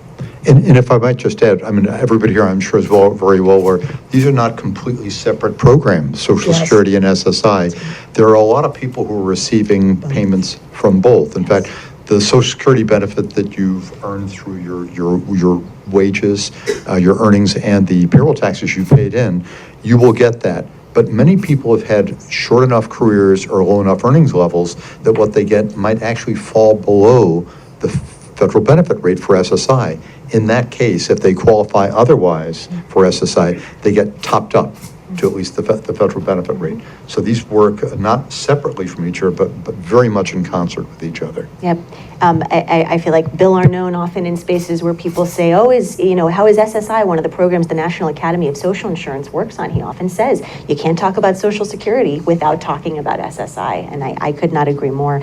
So in the last couple of minutes that I have with you both before we take a coffee break that everyone probably needs after having a lot of numbers thrown around, although I think this crowd likes numbers, Steve. I think this is a room that's actually going to want more. Numbers? Yes. There we go. Hands are all going up. People like numbers. Well, see him after class because he has handouts.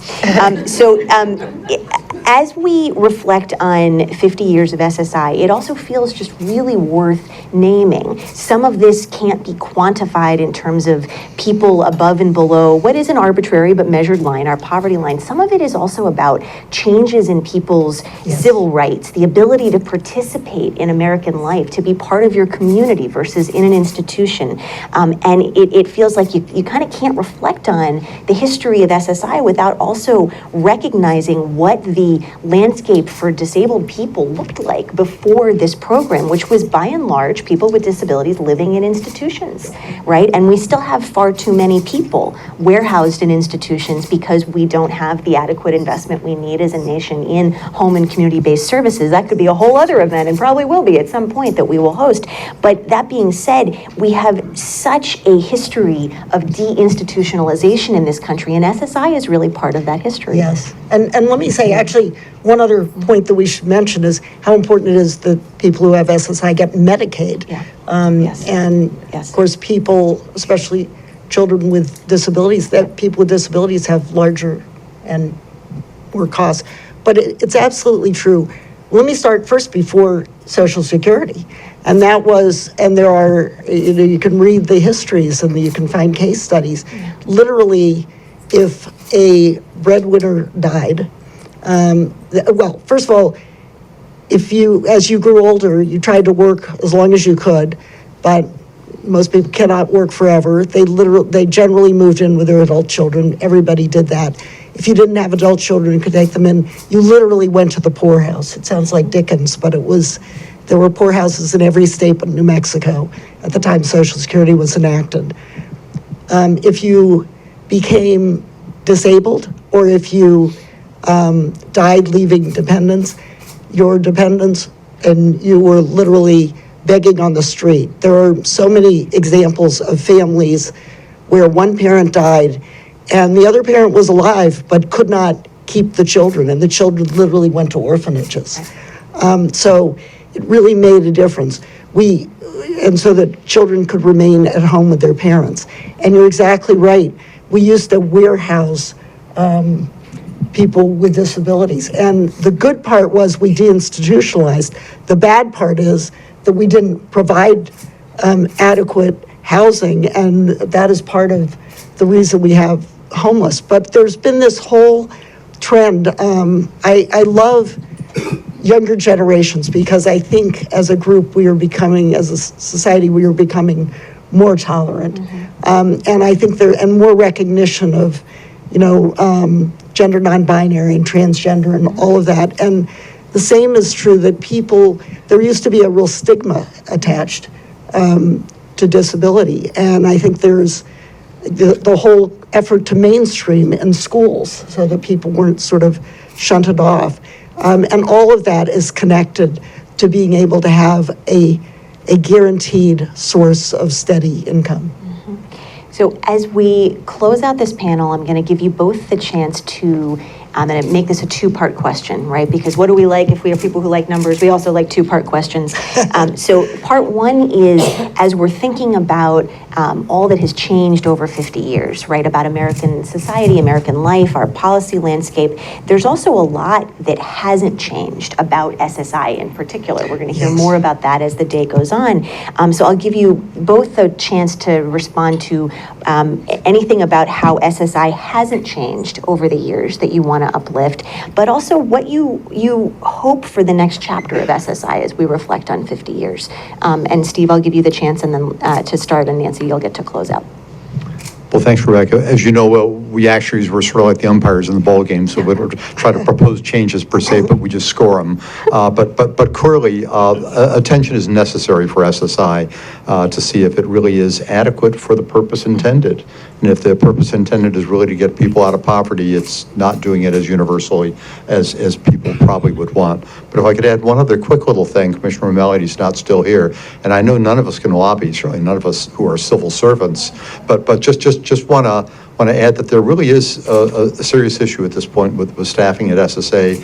Commissioner O'Malley alluded to some work that we had done, and Mike Stevens and I put out a little actuarial note for those who are aficionados of that, number 163. You can look up on our webpage that indicated that if we do not get increases in administrative funding above what is sort of expected at this point, and the ability to increase staffing at SSA with the now starting to increase numbers of people receiving disability benefits, our backlogs, our pending numbers of cases and numbers of people dying while waiting for a decision are going to do nothing but increase in the future. So really, hopefully there will be some help in this area, because our population, you know, we've got a lot of people getting older, and we have people still getting disabled, so we need to do a lot of work for them. And I can't resist, like, one other point to what Nancy was saying about people, you know, having their parents live with them.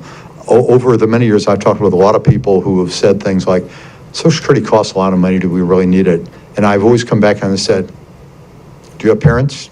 Yeah. Do you want to move in with you? And invariably, you need to say no more than that to hear, yeah, Social Security is not so bad after all. So no comment, and I hope my parents aren't watching, and they 20 minutes away from me is close enough. Go ahead, Nancy. So from the time Social Security, until 1972, Congress every few years would enact improvements to Social Security. They, as you know, in 1965, they tried to get guaranteed health insurance. They enacted Medicare, which was supposed to be Medicare for seniors, which was supposed to be a first step towards Medicare for all.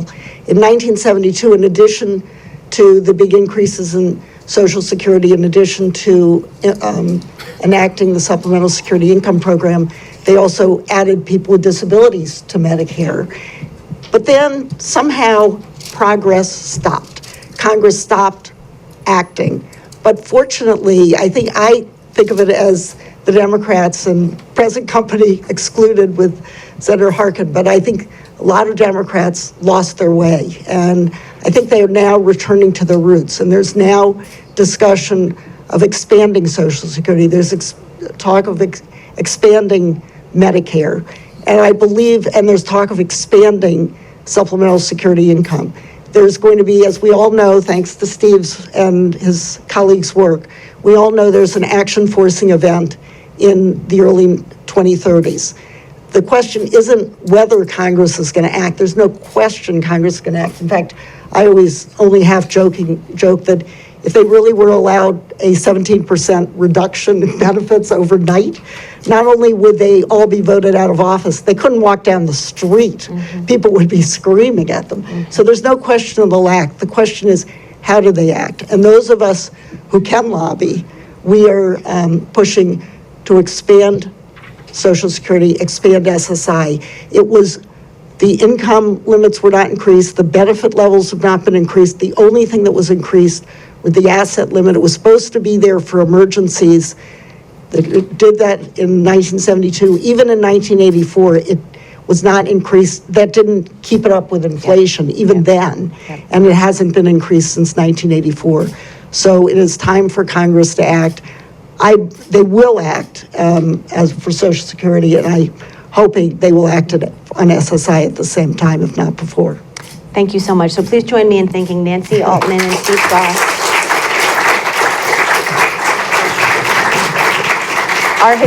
Our historians of the afternoon. Issues that I have with SSI is that if I were to get married, I would lose my benefits.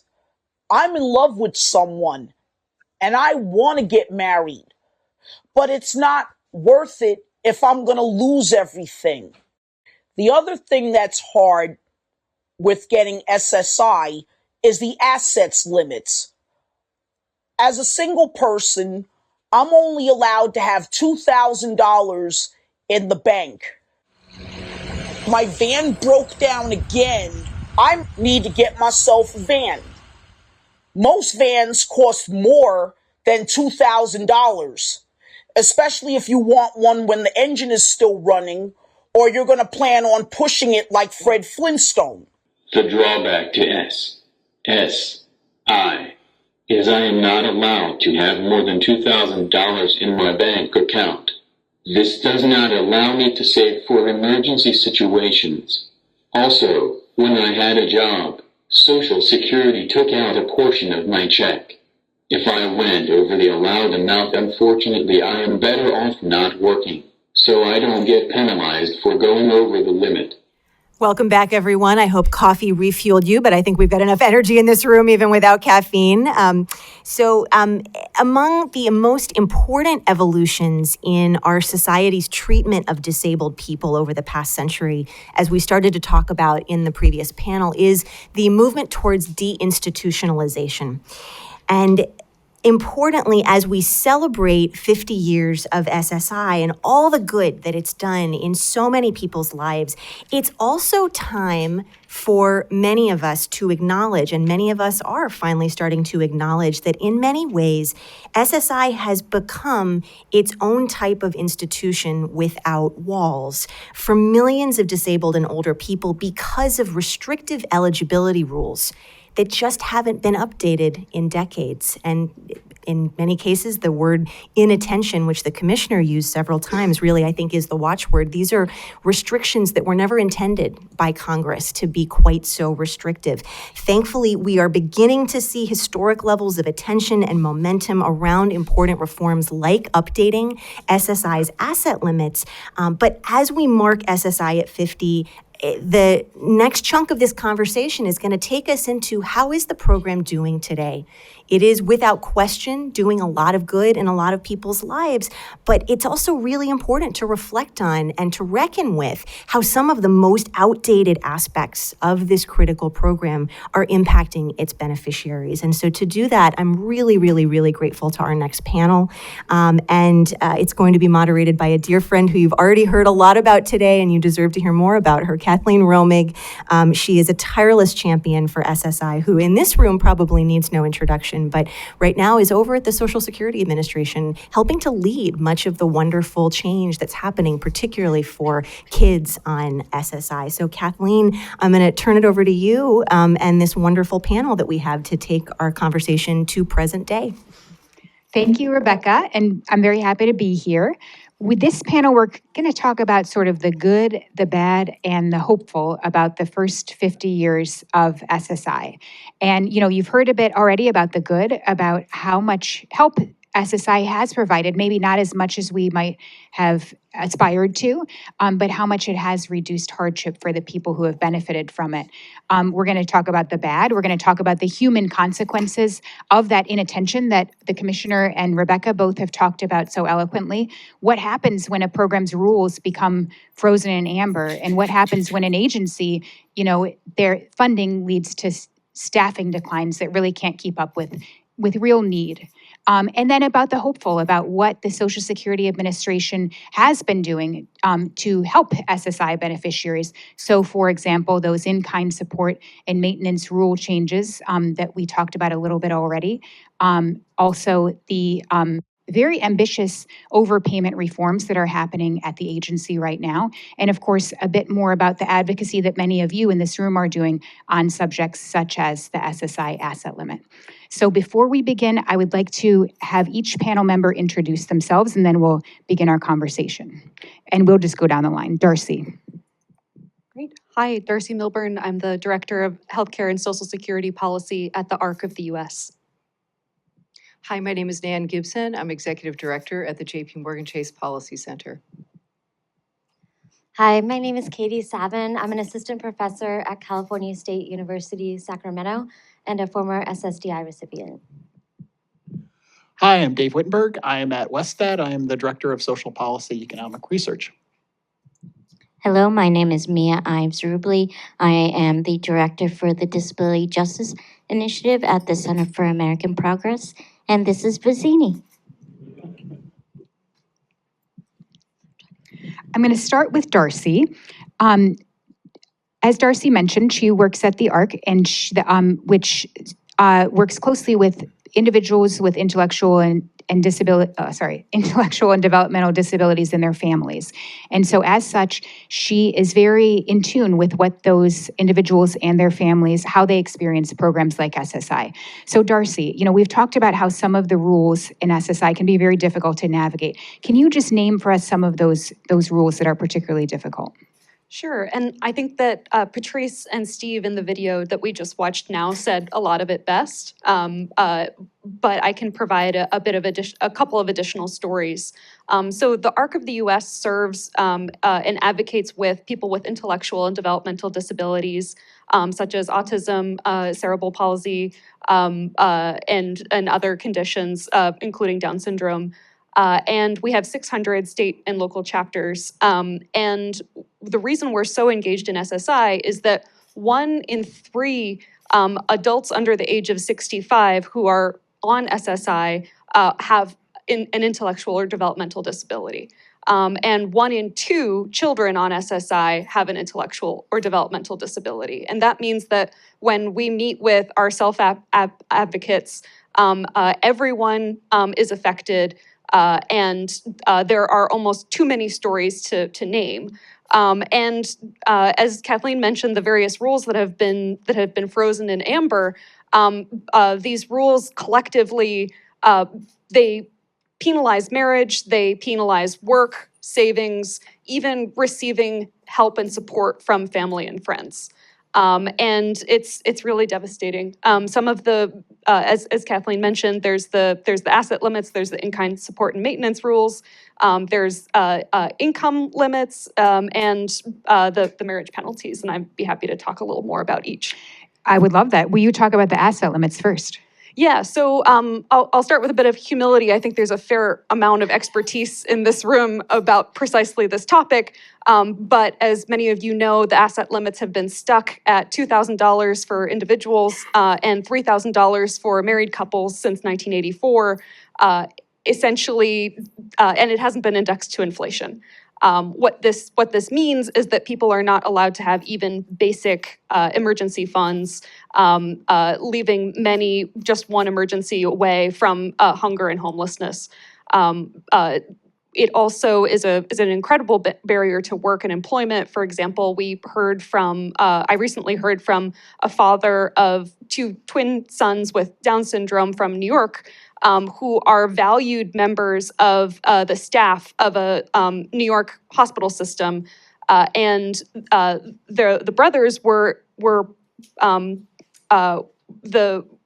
they wanted to accept a raise that was given to them and a performance-based bonus, but they had to decline both the raise and the performance-based bonus out of fear that they would run awry of the asset limit. And the reality is that people are right to be afraid of going over the asset limit. Going over the asset limit is the primary generator of overpayment problems in the SSI program, and something like 70,000 individuals lose their SSI every year because they have gone over the asset limit. And can you talk a little bit more about marriage penalties? I know every time I go to the annual conference, this is one that always comes up. Absolutely. And I was just talking to 20 self-advocates last Thursday about this, and everybody had stories to share. So the way that the marriage penalties impact people, it depends on whether a beneficiary marries another beneficiary or whether they marry someone who is not receiving SSI. If two SSI beneficiaries marry each other, they automatically get a 25% cut in their benefit level, their monthly benefit level, and a 25% cut in their allowable total financial resources, their asset limit, which is around $3,000. And that basically, it creates a severe financial penalty for marriage. I was talking with Kyle and his wife Stephanie in Maine, who were not aware of the asset limit before they got married, and then were absolutely shocked by how severe the penalty was. They went to a lawyer to ask for help in figuring this out, and the lawyer's advice to them was, well, you could divorce. That's the only solution I can provide to you. Instead, they remain married, but they're scraping by. Kyle talks about how he has sleepless nights because he's not sure how they're going to keep the lights on and how they're going to make it through. If a beneficiary marries someone who's not a beneficiary, it's a little bit more complicated to explain, but essentially the income of the non-SSI spouse is deemed to, a portion of their income is deemed to the SSI spouse, and that means that they can either have their benefits lowered a dramatic amount, or they could not be eligible for benefits anymore in their entirety. That spousal unit is also subject to that 25% marriage penalty in terms of the asset limit. On Thursday, I was talking with Tyson from North Carolina, who married the love of his life in 2021, and she worked for the local school system. As a result of her income, his benefits were reduced by 35%, and also they were subject to the asset limit. And he was telling me, like, how can they make us live like this? And the other thing he said is, why am I being punished for marrying the person I love? And it's moments like that which are just the most heartbreaking, and it's really past time for us to focus on addressing all of the SSI marriage penalties, including through bills such as the SSI Restoration Act, the SSI Savings Penalty Elimination Act, and others that are currently floating around. Thanks, Darcy. And the final set of rules I'd love for you to talk about a little bit more is one that's already come up several times this afternoon, the Social Security's in-kind support and maintenance rules. So if you could talk, just obviously a more plain language explanation of that, as well as, a little bit of conversation about the reforms that SSA has made to those very, burdensome rules. Yeah, I think the best plain language explanation of ISM is that it's very weird. And there are no other federal benefits that do the same thing. In-kind support and maintenance is a policy that basically says that if an SSI beneficiary receives support from friends, family, or community groups, that their benefit will be reduced $1 for every dollar of financial support for things such as electrical bills, rent, mortgage payments, property taxes, other kinds of things that are really, really important for housing security. And that penalty, that dollar for dollar penalty, goes all the way up to as much as a third of someone's monthly benefit check. And an example of how this plays out is actually, unfortunately, with Tyson's as well. In the middle of when Tyson was dealing with the marriage penalty, his rent went up by $200. So he was dealing with a 35% reduction in his benefits, a significant $200 rise in his rent, and if a family member wanted to give a wedding gift to help him make up the difference in his rent, they would actually have to give him $400 because the SSA would reduce the SSI benefit in line with the support that he was receiving from his friends and family. Thank you so much, Darcy. And now we're going to move over to Mia. Mia has the distinction of being both, can you hand the mic? Both a expert, a policy expert, as well as a former SSI beneficiary herself, so she can speak to both perspectives. So I would love you, Mia, to talk a little bit more about how SSI's rules affect beneficiaries' choices to work, et cetera, either you personally or more generally. Yeah, thanks so much. I'm so glad to be on this panel. It's been interesting because I've been in 3 different roles, sort of looking at how SSI impacts the disability community. And so, I received SSI right after I graduated from high school, and then worked with individuals with disabilities at vocational rehabilitation, trying to help people find jobs while on SSI. And then I went into policy. So I've seen it from 3 different angles, and it's been very interesting because the sightline onto SSI, none of those factors changed my mind on the issues and also the brilliance of SSI. When I got on SSI, it was a lifesaver. I mean, it not only gave me a steady amount of money coming in while I was going to college, but then it also gave me access to Medicaid.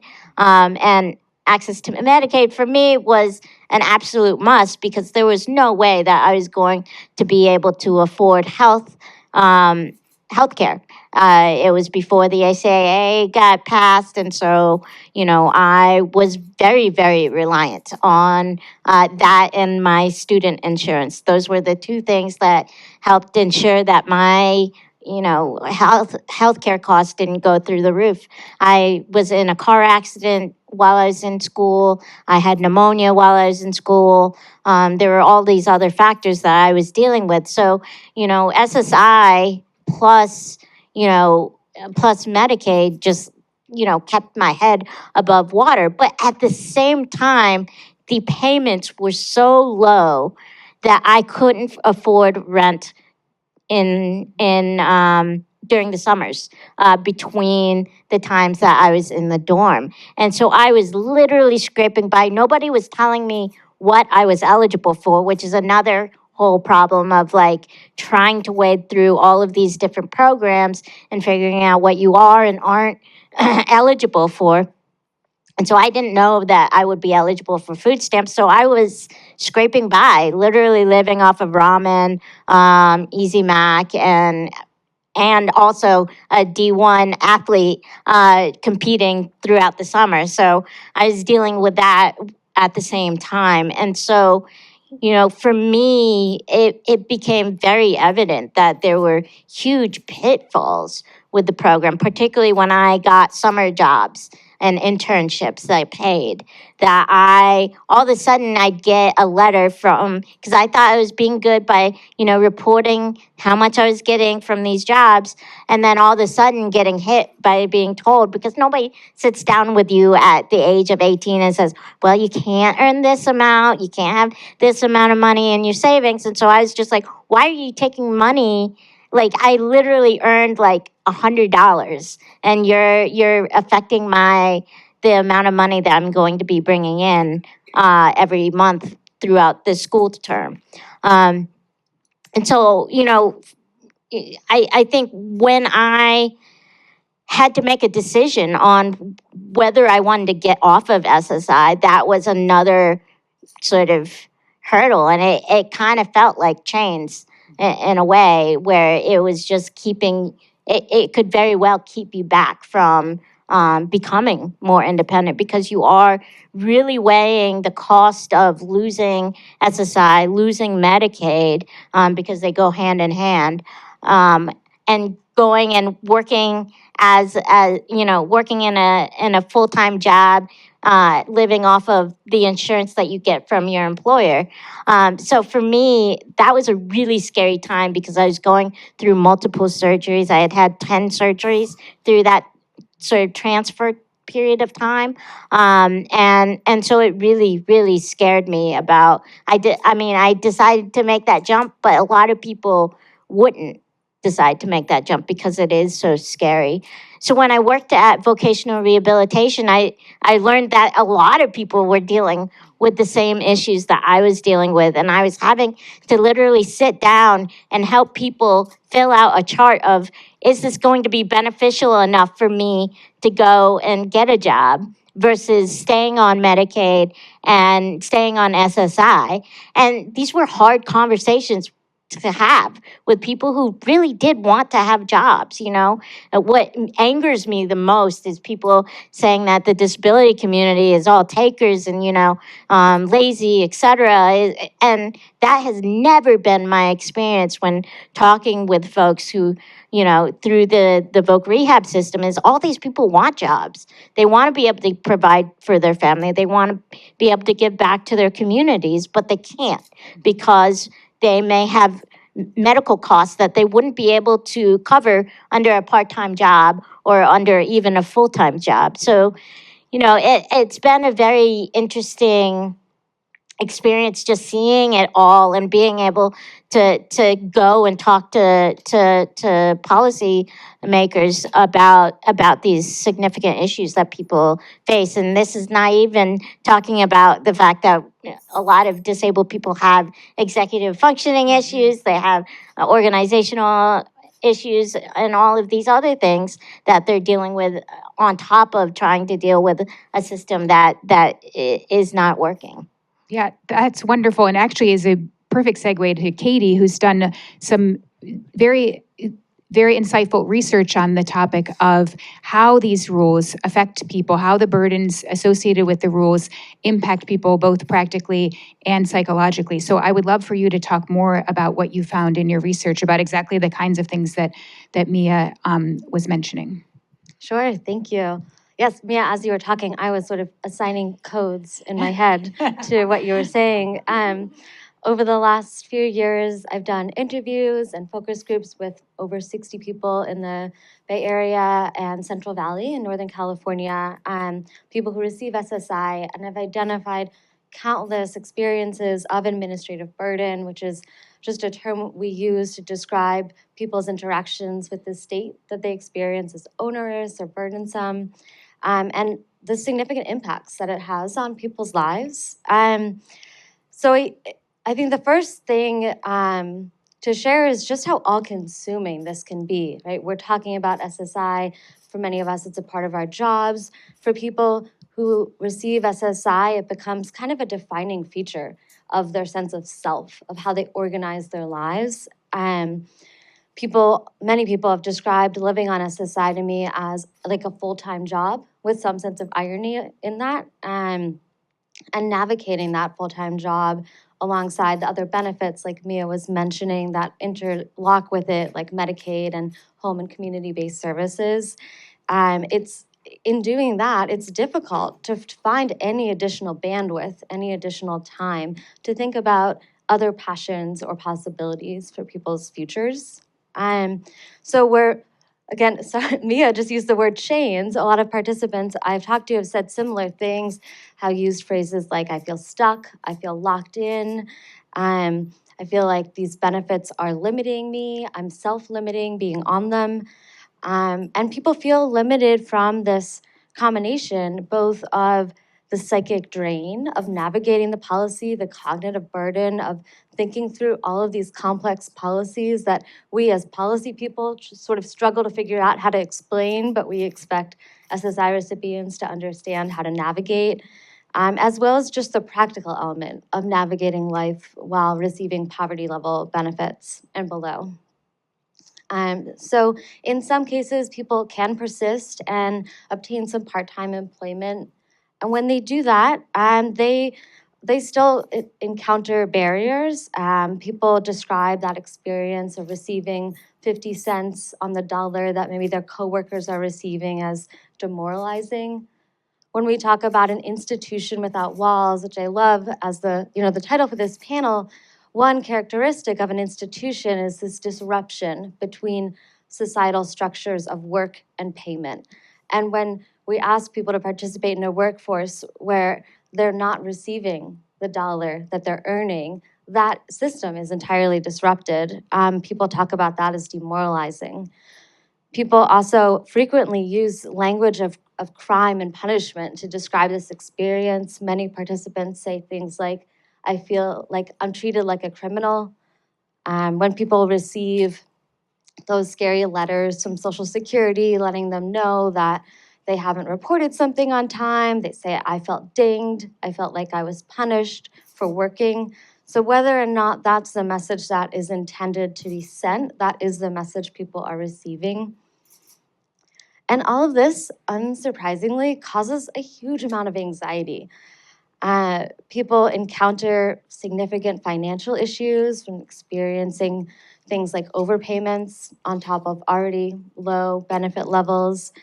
And they feel like they really have a limited sense of control because while SSI recipients or beneficiaries can submit their pay stubs on time, it's not always up to them. Does SSA receive them? Is it documented properly? Is it received before in time so they don't get an overpayment? So this limited control is tied to this ultimate accountability over life-sustaining benefits. And so that causes people to often live in states of chronic stress and uncertainty. One participant coined the term post-traumatic social security stress, which I loved, and talked about the panic that they felt receiving any mail from Social Security, which is something echoed across many interviews. People say, I know it might just be a COLA or a cost of living adjustment, but I'm terrified. And until I can read it and then decipher, wait, what is this actually trying to say? And understand, okay, I'm not in trouble, then I can for a moment exhale.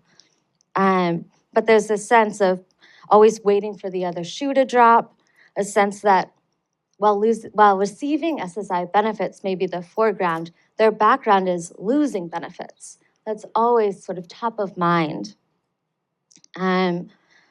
So layered on top of this is communicating with the SSA workers.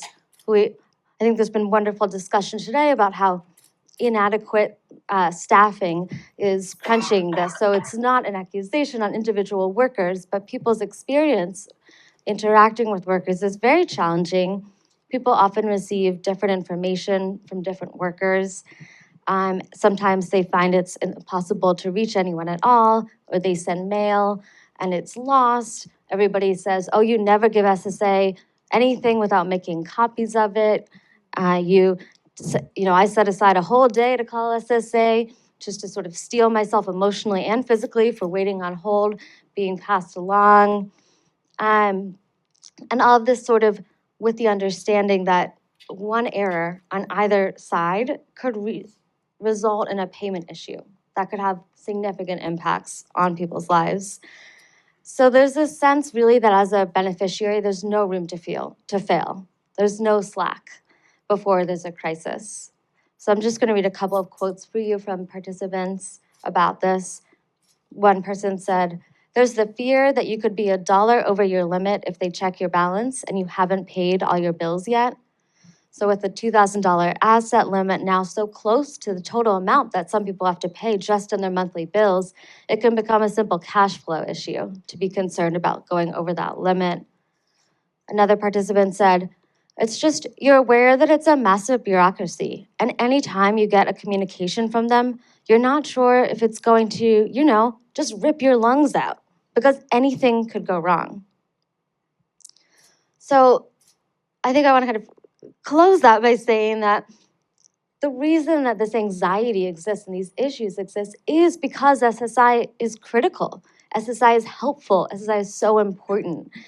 It's the uncertainty that comes with SSA, the lack of room to fail, very narrow margins, combined with life and poverty in the United States, that makes it so untenable. One participant described this well and said, everything is based on money. We pay rent, pay for food, everything.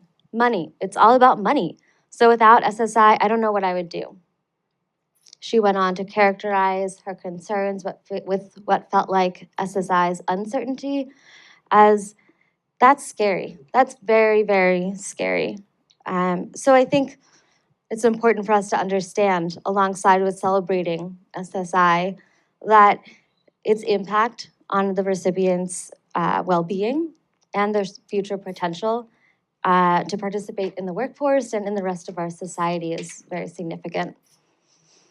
Katie, I'm so glad you brought up the asset limit, because Nan Gibson has been leading a lot of the work, and her company, JPMorgan Chase, has been leading a lot of the advocacy work on increasing the asset limits. And I'd love for Nan to talk a little bit more about that work, what you and JPMorgan have been doing, and why you think it's important. Sure, thanks. And really appreciate the conversation, the dialogue today. Lots of really important perspectives. I think so far you've heard the moral argument, you've heard the equity argument, and I'm here to talk about the business case for why this is important. And folks have touched on a lot of these issues. Labor force participation is a huge issue in the economy. In fact, I wanted to point out one of our chief economist, Michael Feroli, recently wrote a letter that goes to tens of thousands of our clients, titled "The Remarkable Growth of the Disabled Workforce." I might have helped him with the title, but but his point is that people with disabilities account for almost a third of labor force participation growth over the past 3 years, but they only account for about 11 to 12% of the adult population as a whole. So I think the point that he makes in this piece, which I encourage you to look up, is that there's a huge untapped talent pool that's out there as employers look for opportunities to fill open roles. And we, as an employer, want to make sure that we operate in all 50 states. We are always looking for the top talent in every market that we recruit in. And we also want to be very intentional and make sure that people with disabilities are part of our inclusive hiring strategy. And to be clear, these are jobs that are a part of our core business. These are jobs, we are a skills-first employer, and we look for the individuals and skills that align with the services and the products that we're delivering. So that is something that we are also encouraging other employers, and we know that there are other employers, including Microsoft and others in the room, who have similar efforts and a similar focus. And the reason that we're focused on, well, I should also say, in addition to our chief economist, our CEO also thinks that this is a very important issue. He wrote about it in his widely read shareholder letter to shareholders this year.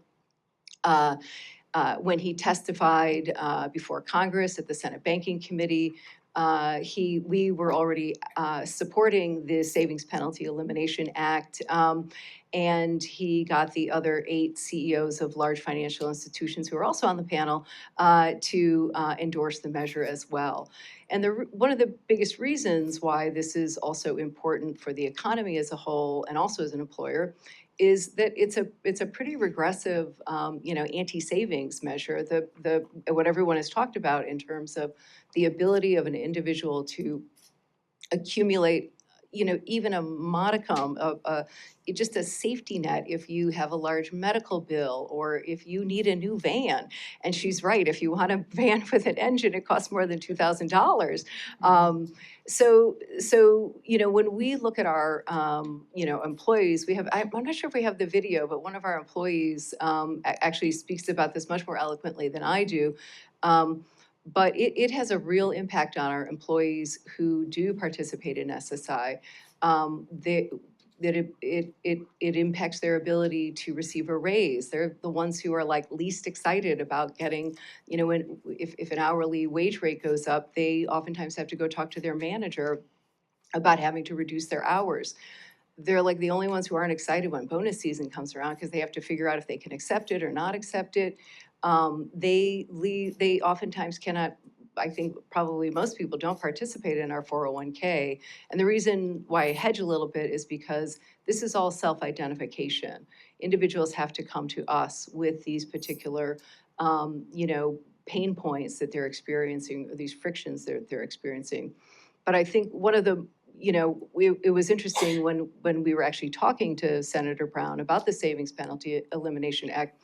One of the things that we pointed out to him also is that not only are individuals not allowed or not incentivized to invest their own money in a retirement account, for example, but they're also leaving employer money on the table because we have employer matching funds for 401ks.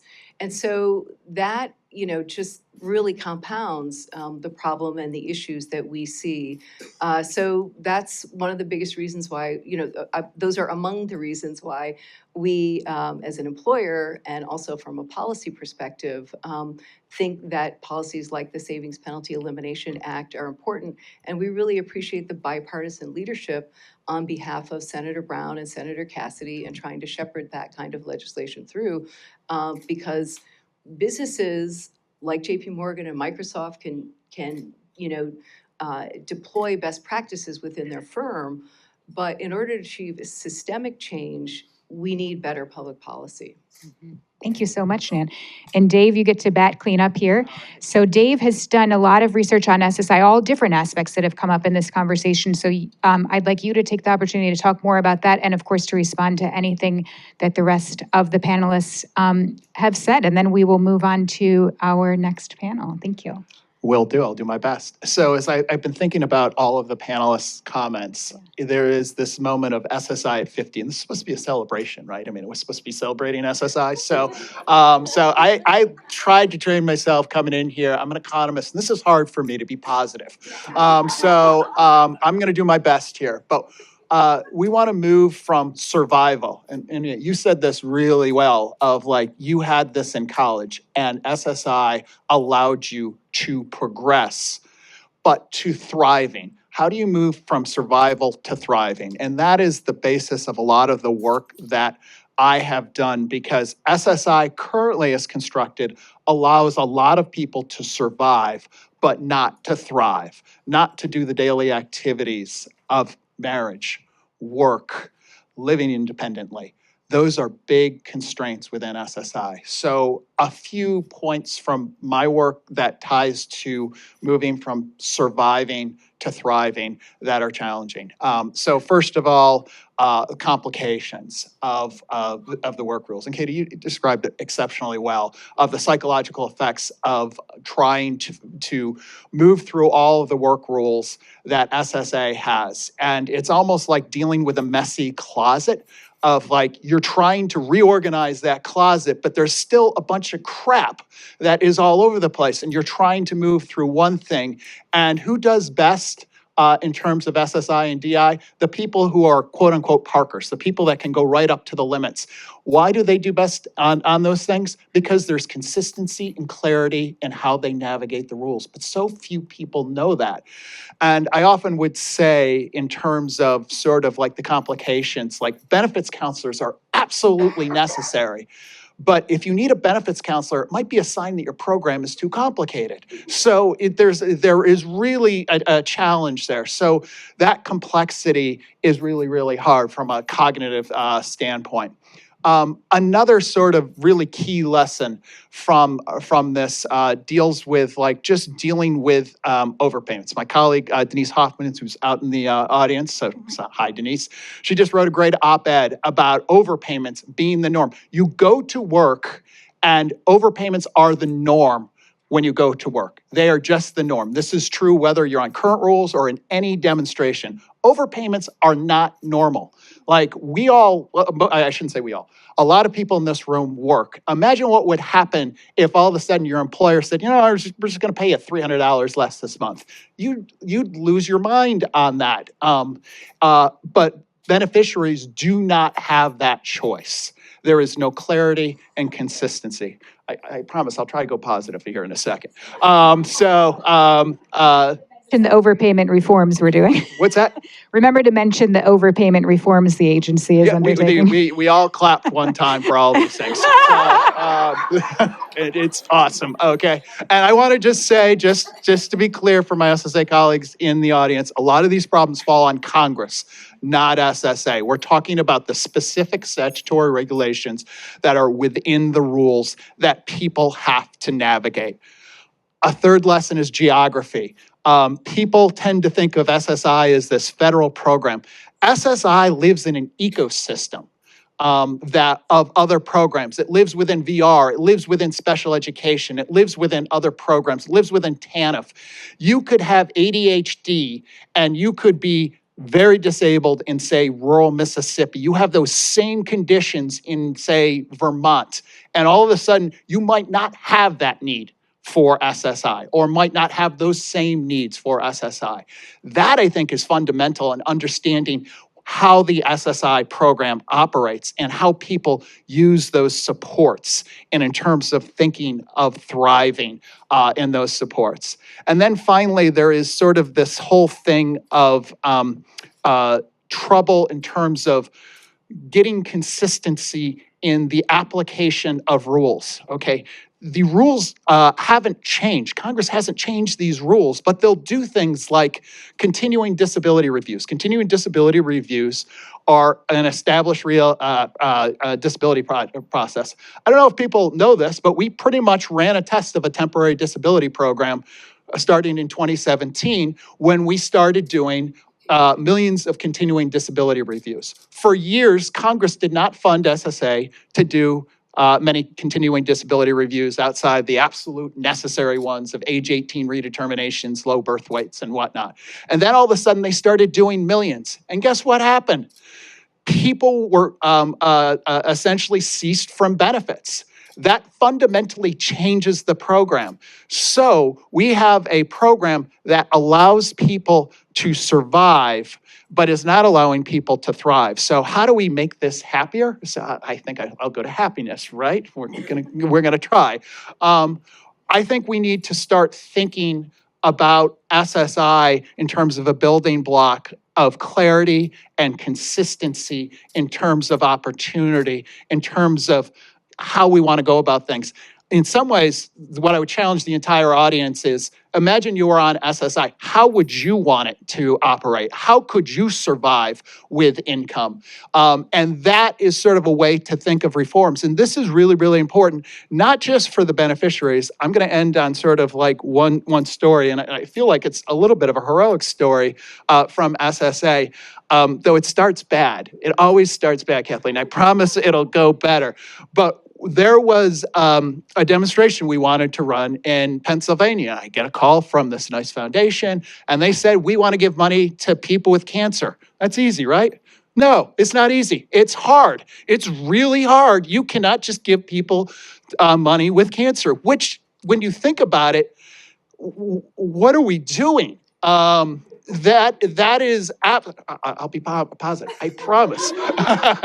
I will say, my colleagues were very interested in this intervention at SSA and got a waiver to these rules to essentially test a guaranteed income test in Pennsylvania for people with cancer.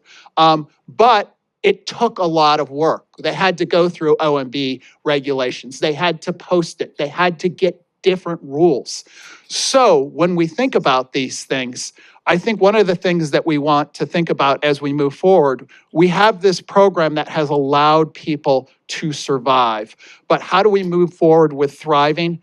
That takes acts of Congress to change regulations so they're not so burdensome and onerous on terms of how SSA implements things. And all of these things have implications for things like overpayments, for cessations, and whatnot. And hopefully that's positive. Is that positive? I'm not even sure. I'm an economist here. You can tell me if it's wrong. Very good, thank you.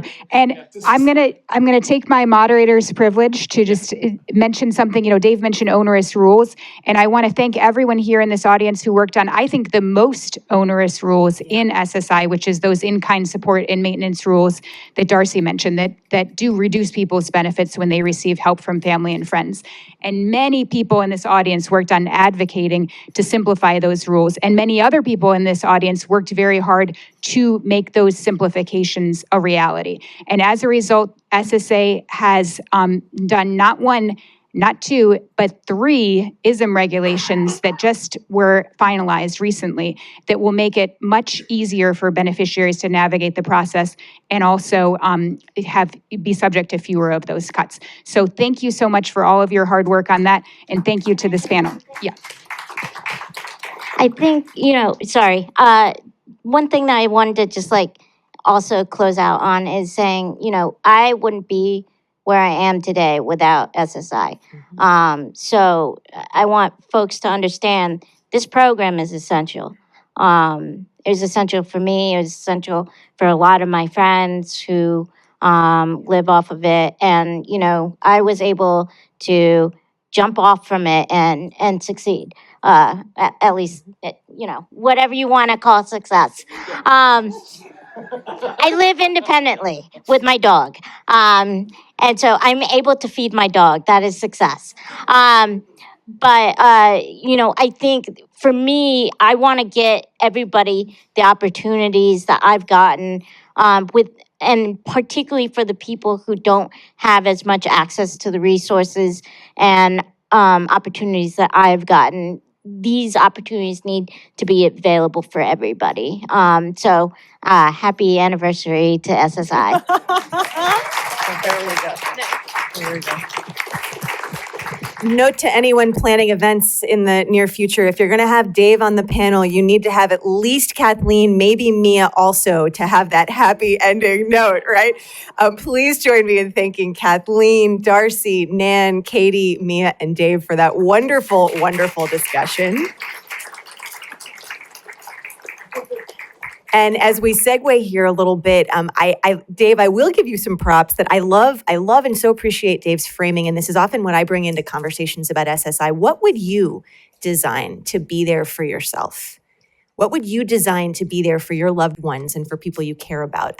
I don't think that is a question that is only about SSI. That's when we're designing any policy. We should be thinking about ourselves. And so I appreciate Dave bringing that in to move beyond the making policy about and for other people frame that we're so often in Washington. So as you just heard on this last panel, JPMorgan Chase has become an incredible leader on the push to update SSI's outdated rules and in particular its asset limits. And so Nan referred to a video. She was wondering if it was coming up. It is indeed. We're going to show it. We're going to go to some video remarks from one of JPMorgan Chase's employees for whom SSI provides access to critical home and community-based services through Medicaid that actually make it possible for her to work. So we're going to go next to those remarks while also thanking JPMorgan Chase for being one of the sponsors of today's event. My name is Tabitha Haley. I'm a vice president in corporate technology, working as a software engineer on projects that drive business for the firm. And I have spinal muscular atrophy. I cannot move my arms or legs by myself, and I need total assistance for all activities of daily living. I need home health aides 24/7, a lot of medical equipment, therapists to support that equipment, and medication that alone costs $340,000. Fortunately, I qualify for supplemental security income with 0 SSI income payments because I work. SSI allows me to be qualified for Medicaid which pays for my health care. I qualify as long as I meet certain requirements. I cannot benefit from a traditional interest-earning savings account. I cannot have more than $2,000 in my checking account at any given time. I cannot participate in our company's 401k program or receive any matching contributions. This means our pension as well. I cannot own more than one piece of real estate, and I must live in it. And I can't have any beneficiaries. So I often ask myself, if I have so many other inequalities and burdens to worry about, why can't I at least have my financial rights? I pay taxes, and I contribute to society. I am living the American dream by the actions I take. Yet I can't help but think that everything I do is considered a privilege instead of a right, simply because of my disability. What gives me hope is that I work for an employer that is pursuing SSI reform, and I hope this gives you a better idea of the barriers people like me face because we have a disability. Everyone, that's Tabby. Thank you so much to JP Morgan Chase and to the Policy Center and to Nan Gibson in particular for your leadership on these issues and for sharing that video. Tabby is a truly wonderful advocate and also someone who is an important truth teller, as you see. So one of the developments in recent years that has been really a bright spot in the story of what has historically been inattention to SSI, to keep up that theme from the commissioner this morning, is the historic levels of bipartisan momentum that have been growing on Capitol Hill for updating SSI's antiquated $2,000 asset limit, which, as I've mentioned, has not been updated since 1984. I will keep saying the year I was born. So we were going to have with us two of the Hill staff whose bosses have been championing the SSI Savings Penalty Elimination Act, Chad Bolt, who works with Senator Sherrod Brown. Many of you know Chad. And Parker Reynolds, who works with Senator Bill Cassidy. Many of you know Parker. Unfortunately, they have gotten stuck because of an IRS announcement. So unfortunately today, we have one government agency that has news on the same day another government program is trying to have some moments. But this is the reality in Washington. So we will miss having them with us today, but we will thank them in absentia for their leadership and for their boss's leadership. And I will commit to a rain check because that's going to be a great panel with the two of them. So we will find another time to do that. And what we're going to do now is we're going to segue to our final panel. I'm going to welcome Lori Konish up to the little talk show area we have here at the front of the room, as well as our final panelists. And last, but certainly not least among our panels today, we have a powerhouse lineup for you of advocates and stakeholders, not just from across the social insurance ecosystem, but really, again, a range of different perspectives to talk about the road ahead. We've been hearing a lot of celebration, as we should today. We've also been hearing a lot of marching orders about the things that policymakers, especially lawmakers on Capitol Hill, should be paying attention to.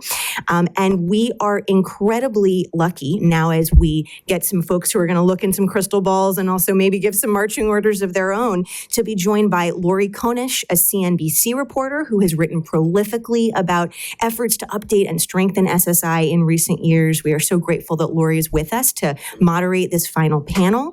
And so, Lori, I'm going to turn the mic over to you, and it's my pleasure to welcome you to our event today. Well, thank you so much. We have a group of esteemed experts here who are coming from different perspectives on SSI.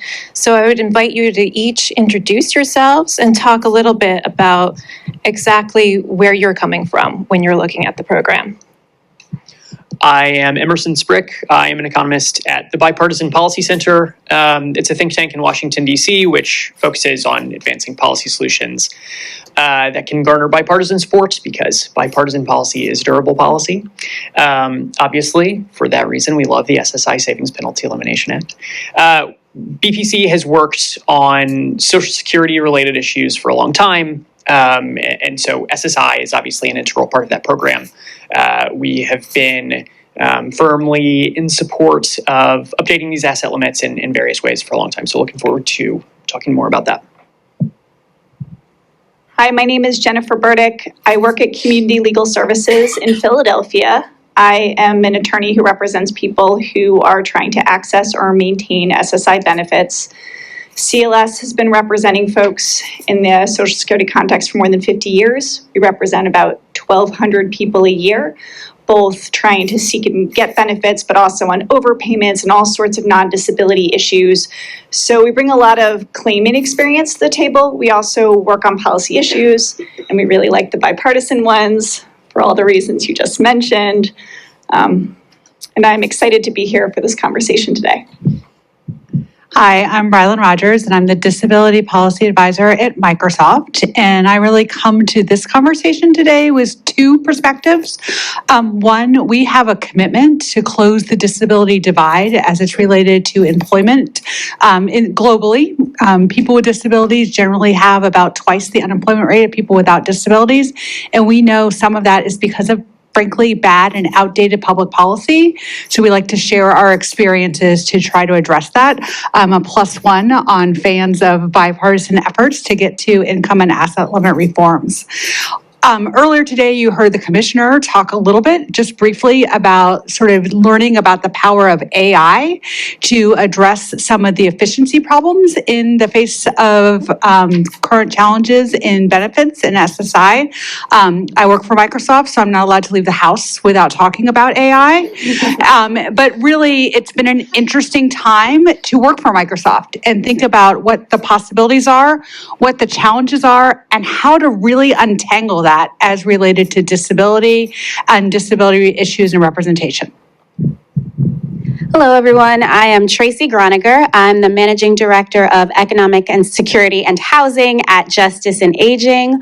We work on behalf of low-income older adults in particular and have been working on SSI since probably 1974, I think. And so we are really invested in helping low-income older adults be economically secure and actually using programs like SSI to help them do that. And so we're really happy to see all of the engagement on this program and really excited to see bipartisanship when it comes to improving the program because it has been so long and there is so much that we can do to make it better. Good afternoon. I'm glad to be here.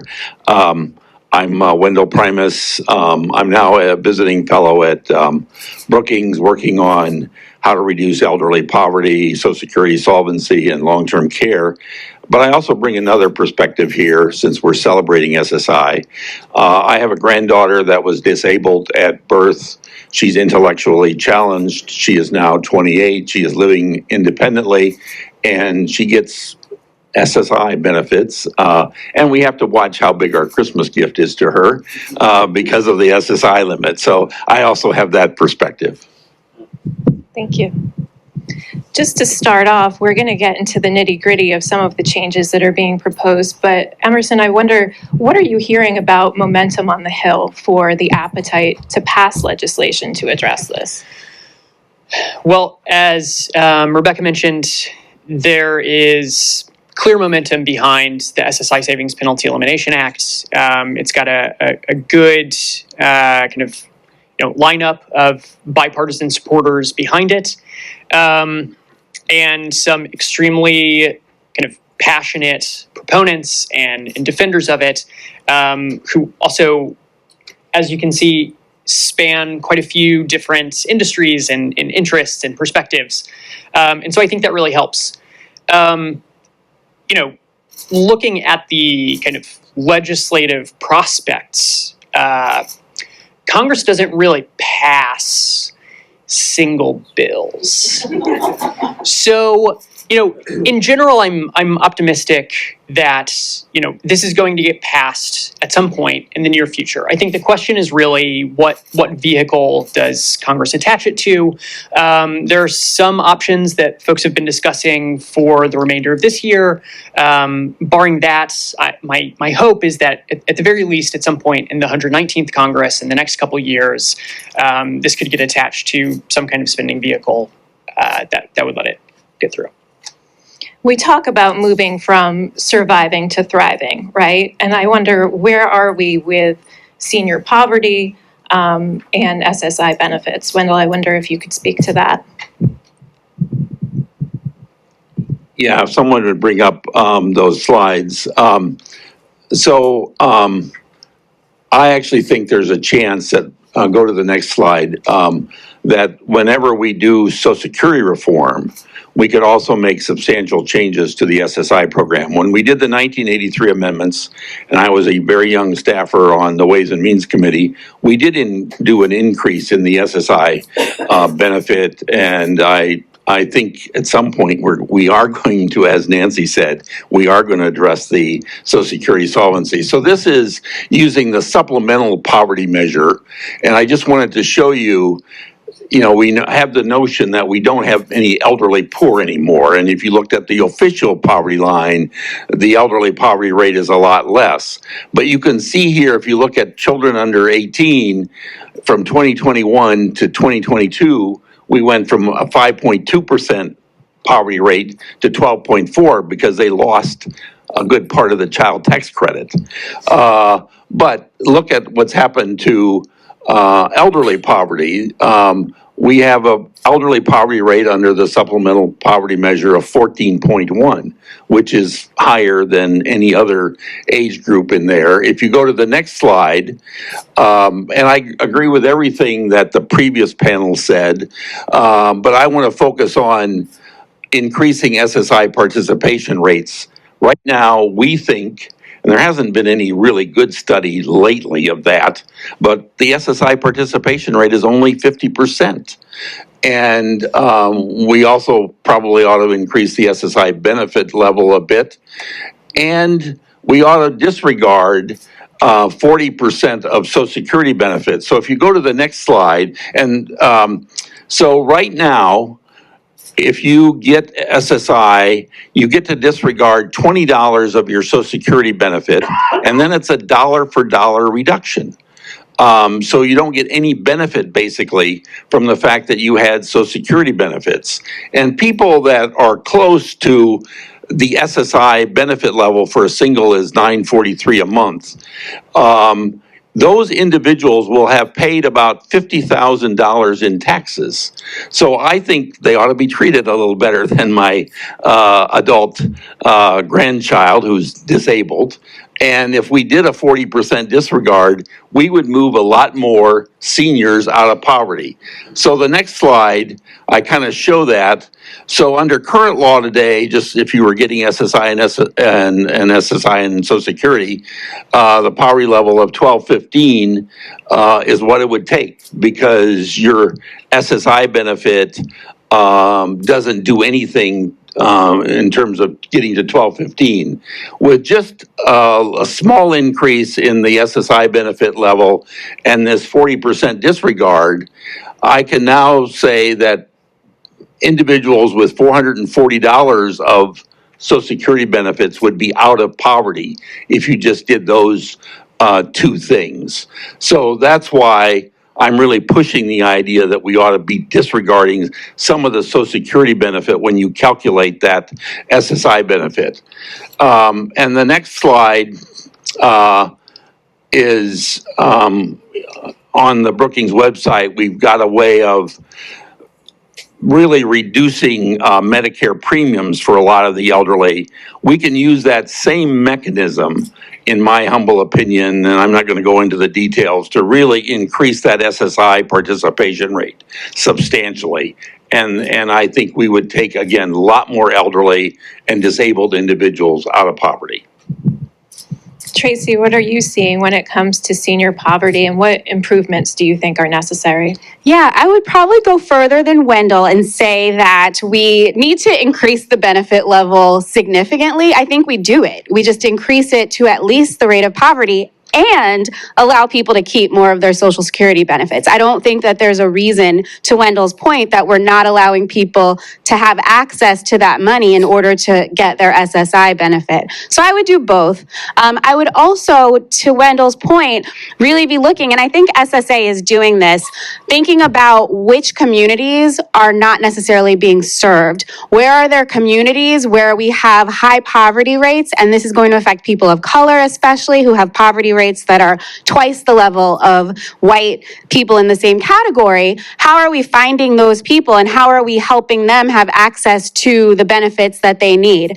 One of the things that I think about when I am considering, why we would want to raise the benefit rate generally is that there is this disproportionate effect of poverty on communities of color. And so if we're trying to use these programs to make up for that kind of historical discrimination and the fact that people have not been able to have the same access to job security, they don't have the same levels of savings, they don't have that same historical kind of ability to have money from parents and money from other sources, how are we going to do that? And so I think that I commend SSA for thinking about that now, and I think that is something that they care about, thinking about which communities are underserved. Language access is a really important piece of this, because we need to make sure that people understand what their benefits are and then are able to communicate with the agency in order to have access to those benefits. And I think making all of those changes is going to have a really big impact on older adult poverty and poverty in general for people with disabilities. Rylan, how is Microsoft helping employees integrate into the workplace under the existing system, and what kinds of changes does the company hope to see on the horizon? Yeah, we come at this issue from a place of tremendous privilege. We have a lot of resources, and that gives us a chance to learn things. And recently, we have a supported employment program, which brings the talents of people with intellectual and developmental disabilities to all of our campuses globally, in about 60 different role types. So really critical to making sure that we can get work and business done. And in some areas of the country, really because of the labor shortage, the minimum wage for our campus support roles increased to, some people would say, an eye-popping number of $35 an hour. And we immediately knew that that was going to create challenges for people with disabilities who were connected to other benefit systems. And so, again, got all kinds of privilege at Microsoft. And so we were able to fund, and somebody said, if you need a benefits advisor, then your system is wrong. Yes, but we were able to fund a benefit advisor for every supported employee to help them navigate that wage increase. And I think the key learnings about that really speak to how critical it is to modernize SSI and the income and asset limits piece. And it's not because only that SSI matters, but that SSI is part of a system in the disability space. And it is about access to Medicaid. In some cases, really interestingly, it was about access to accessible housing.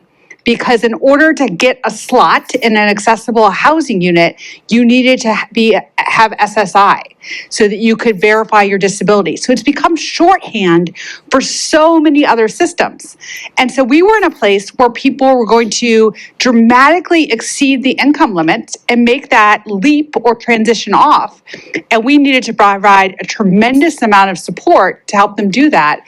And then some real creative problem solving and workarounds to get to those things that were unexpected consequences, like disrupted housing, and make sure that people could take a raise and continue to do the important work that we needed them to do. So I think what we bring to this conversation is how desperate our economy needs the talents of everyone, how we, in order to be successful, need disabled workers in all job types, and that SSI, while critical, is at an influx point where in some cases it's creating a block to that talent. Whether it is an engineering student who cannot take a paid internship with us for the summer because the income for that would create a problem for their next year. And our equity position is that we have paid internships. That's a really unfair challenge that we're creating in our work environment, and these are the things that we have to untangle together. Jen, from your perspective, what kinds of administrative reforms would you hope to see to the program? That's a good question. So one thing that's been really exciting over the last 6 months or so, and really that have been coming for a long time, is that SSA has been embarking on a number of administrative reforms. And part of the reason this is exciting is, as everyone has said, this program is massively outdated. And I don't want to talk about administrative reforms by first saying it would be really great if Congress could just fix the bigger issues with the program, so we wouldn't have to look at other ways to try to come up with solutions to problems that Congress isn't fixing. But here we are. And so a lot of people have talked today about some exciting sub-regulatory reforms that should be going into effect in September, for example, which are all the things around in-kind support and maintenance. Just going back to this for a second, I want it to be perfectly clear that there are more than 200 pages of instructions for Social Security claims reps to figure out how to implement these rules. So not only as someone who's been representing claimants for over a decade, is it very, very challenging for my claimants to understand that actually, if Aunt Trudy invited you over to Thanksgiving dinner, Social Security can ask you about this. And some claims rep can try to assign a financial value to that, even if you didn't like it. Like, what is the value of that turkey dinner? I don't know. What if she dropped off zucchinis from her garden that you didn't want? Like, should your benefits be docked for that? But also on the claims rep side. So this takes tons and tons of time.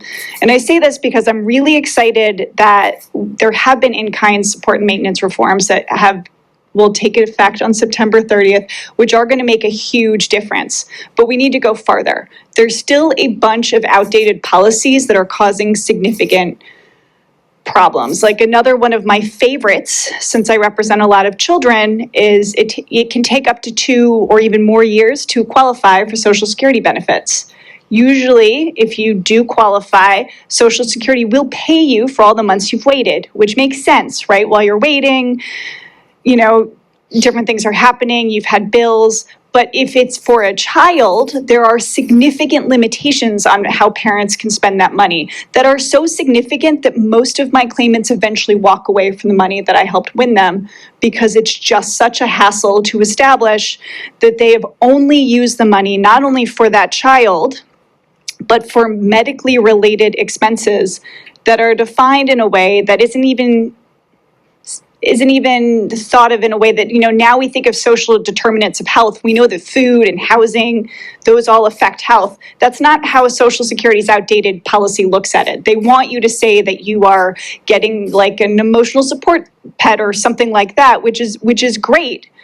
But sometimes people have needs that they need to pay for, including clothing. Like, why can't you use this money for clothing for that child? I don't know. So I'm hoping, as we continue to look for more administrative changes, that we can close more of these loopholes, which I think will be really critical to making SSA or SSI benefits more accessible, which actually goes to the points you guys are making. There is a take-up rate problem, and part of it is an education problem, as people don't know about it, but part of it is I've seen many people walk away over the years saying, this is so hard, I can't handle this. I'm not sure it's worth it. And it also, I think, going back to earlier today, will really help Social Security with their workload. Because I can't tell you how many multiple-hour conversations I've had with claims reps and my claimants trying to figure out little tiny problems. As the commissioner said, spending $10 to go after a nickel. Why are we spending $10 to figure out whether the iPad that a parent bought for the child at the therapist's recommendation should count as medically related or not? Because it has an educational program. So that's a lot. I apologize, but I really am hoping, I'm very optimistic right now. Going back to the last panel, I am actually seeing a lot of happiness and all the momentum. And I do feel like Social Security is moving in the right direction. What are you anticipating for the transition for these changes that go into effect in September? What's the outreach like, and how will it impact beneficiaries' lives? I think it will be tremendous because for beneficiaries, the upside of some of these things going away is for many of them, this wasn't intuitive anyways, right? So another example, going back to the emitting food. As I think Darcy said in the last panel, one thing that's bananas about the in-kind support and maintenance rules is how different they are than any other program. If you get SNAP benefits, you don't offset your SSI benefits, even though the state is giving you money for food. It's not intuitive that you're then going to have to explain that your neighbor gave you dinner or somebody dropped off a bag of groceries. So I think it'll be much easier for claimants because the questions they're getting from Social Security are going to be much less invasive, like fewer questions about what their daily life is like. As far as outreach, I do think it's going to take some explaining, right? Because I do know there's a lot of people who have been trained under these rules and are worried about these rules. And I am hopeful and confident that lots of people in this room are going to help lift those, lift these changes up. But in general, I think it's going to be pretty positive. Are you all also working on broader outreach with these rules specifically, but also raising awareness more broadly for people who could be eligible for benefits? Tracy, I don't know if you want to take that. Yeah, I think that we talk primarily to advocates. And so our role has been helping advocates who are dealing with the changes to the rules understand them. And I'll throw shout outs to people here in the room, Kate Lang, who is very popular because a lot of the rules are so complex that you have 1,000 people in a training who are trying to understand, okay, what is this new rule? How does it affect my client? Who can I call for help when it's not working the way that you say it should be working, which also is part of the advocacy that you have to do, because sometimes even within SSA, the staff has to learn what the new rules are. And so sometimes the work is talking to someone at SSA who then realizes that they need to do a training internally to make sure that the people on their staff know what the new rules are. And so that's another piece of it. And I think that it's all completely legitimate and normal, and we expect that that's what's going to happen. But I think that that's going to be part of kind of the rollout of new rules, and hopefully the simplification will be something that increases the morale, that it increases, the ease of understanding what you're supposed to do, and then makes it easier for SSA staff to do other customer services and support so that they can work on things that will then make it easier for people generally to access all the benefits that SSA has. I mean, I would just add the very fact that the take-up rate is 50% would suggest that the rules are too complicated. And given, computers and the relationship between IRS, Social Security Administration, which does know the Social Security benefit, we really ought to be able to take that participation rate up substantially. And then the rules are too complicated. But we can make it a lot easier, and we should be able to get that SSI participation rate up to 80 or 90%. What do you think should be on the priority list for federal legislation? I guess I'll start since I'm holding the mic. I think that the asset limit is a great one because of the bipartisan support that it has. Relatedly, I think marriage penalty. No one should be kind of prohibited from getting married because they're worried about the financial implications. I think that's really low-hanging fruit. For us at Justice and Aging, we have probably been advocating around the SSI Restoration Act for as long as I can remember and longer. But there's a laundry list of things there that can help improve the program. To Jen's point about dedicated accounts, just getting rid of that. There's no reason that people should have to deal with that to help their children kind of get through daily life. And so looking at kind of those options and kind of picking the things that make them and then showing that those are important and they're helping and we can do more, and slipping it into other bills so that we're able to see change kind of incrementally, but actually making a difference, I think will be helpful to explaining why we should keep SSI current and we shouldn't let it kind of, as Rebecca would say, wither on the vine for the next 20, 30 years. I'll join that because I love the pragmatism, because I think that's important. I think we all have like a real wish list of what we would love Congress to do, but there's a real agreement that we need to start where we can start. And so asset limits with the marriage penalty is a place to start. There are other pieces that probably can be attached. And it really is that case for, this is complicated. It's unbelievably complicated and it's fairly outdated. So it's going to take a couple bites of incremental change to get to the place that we need to go to. And now is the time to make the first move. I will one up the call for asset limits because I mean, in addition to all the other reasons why it's beneficial that I think were highlighted in the videos, many people who suffer for constant overpayment notices won't have to if the asset limit was just raised to a level that makes sense for saving for common emergencies, getting a loan if you needed to replace a roof. If you are working a little bit and it's a dollar off one way or the other, I think that would really make a huge difference and be a tremendous start. So obviously the Bipartisan Policy Center supports the increase of the asset limits. I think we also have frequently supported the idea of, on top of that increase, excluding some, if not all, assets that are saved in retirement accounts.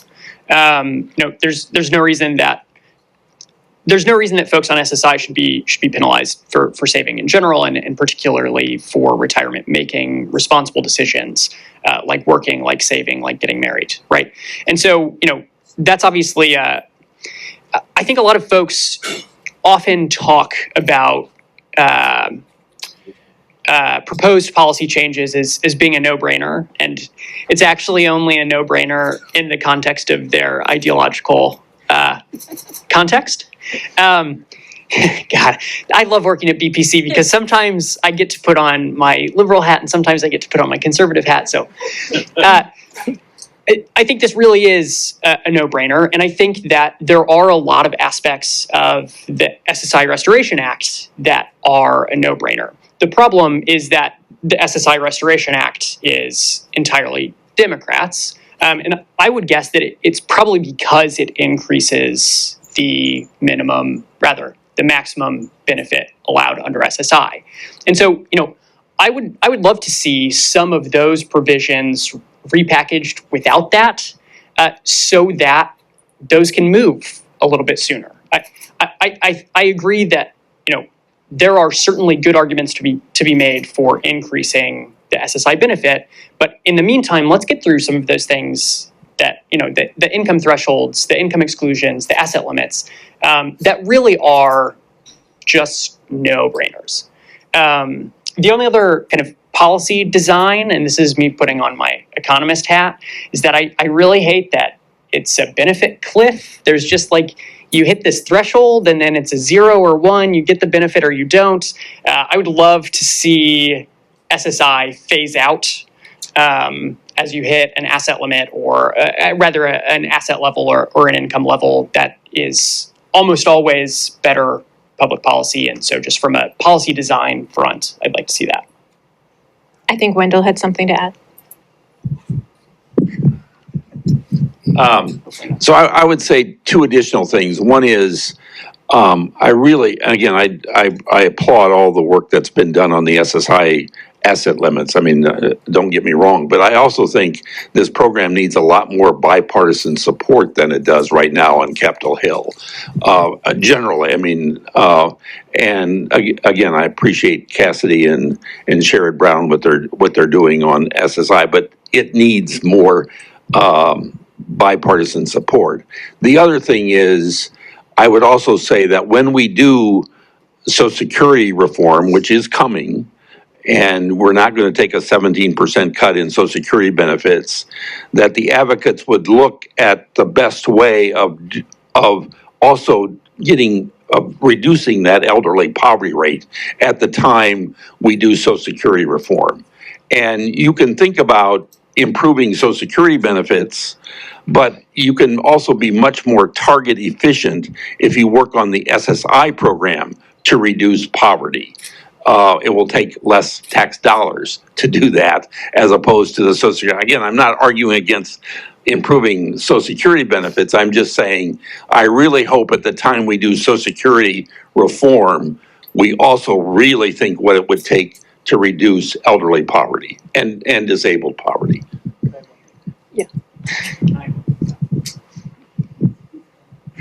Sorry, I just wanted to add on to what Wendell's saying. I think there's a trade-off between the fiscal efficiency in addressing elder poverty through a more targeted approach and administrative lawmaking efficiency in just creating a stronger minimum benefit under the Social Security program that essentially for folks who either are 62 or 65 or full retirement age just replaces SSI.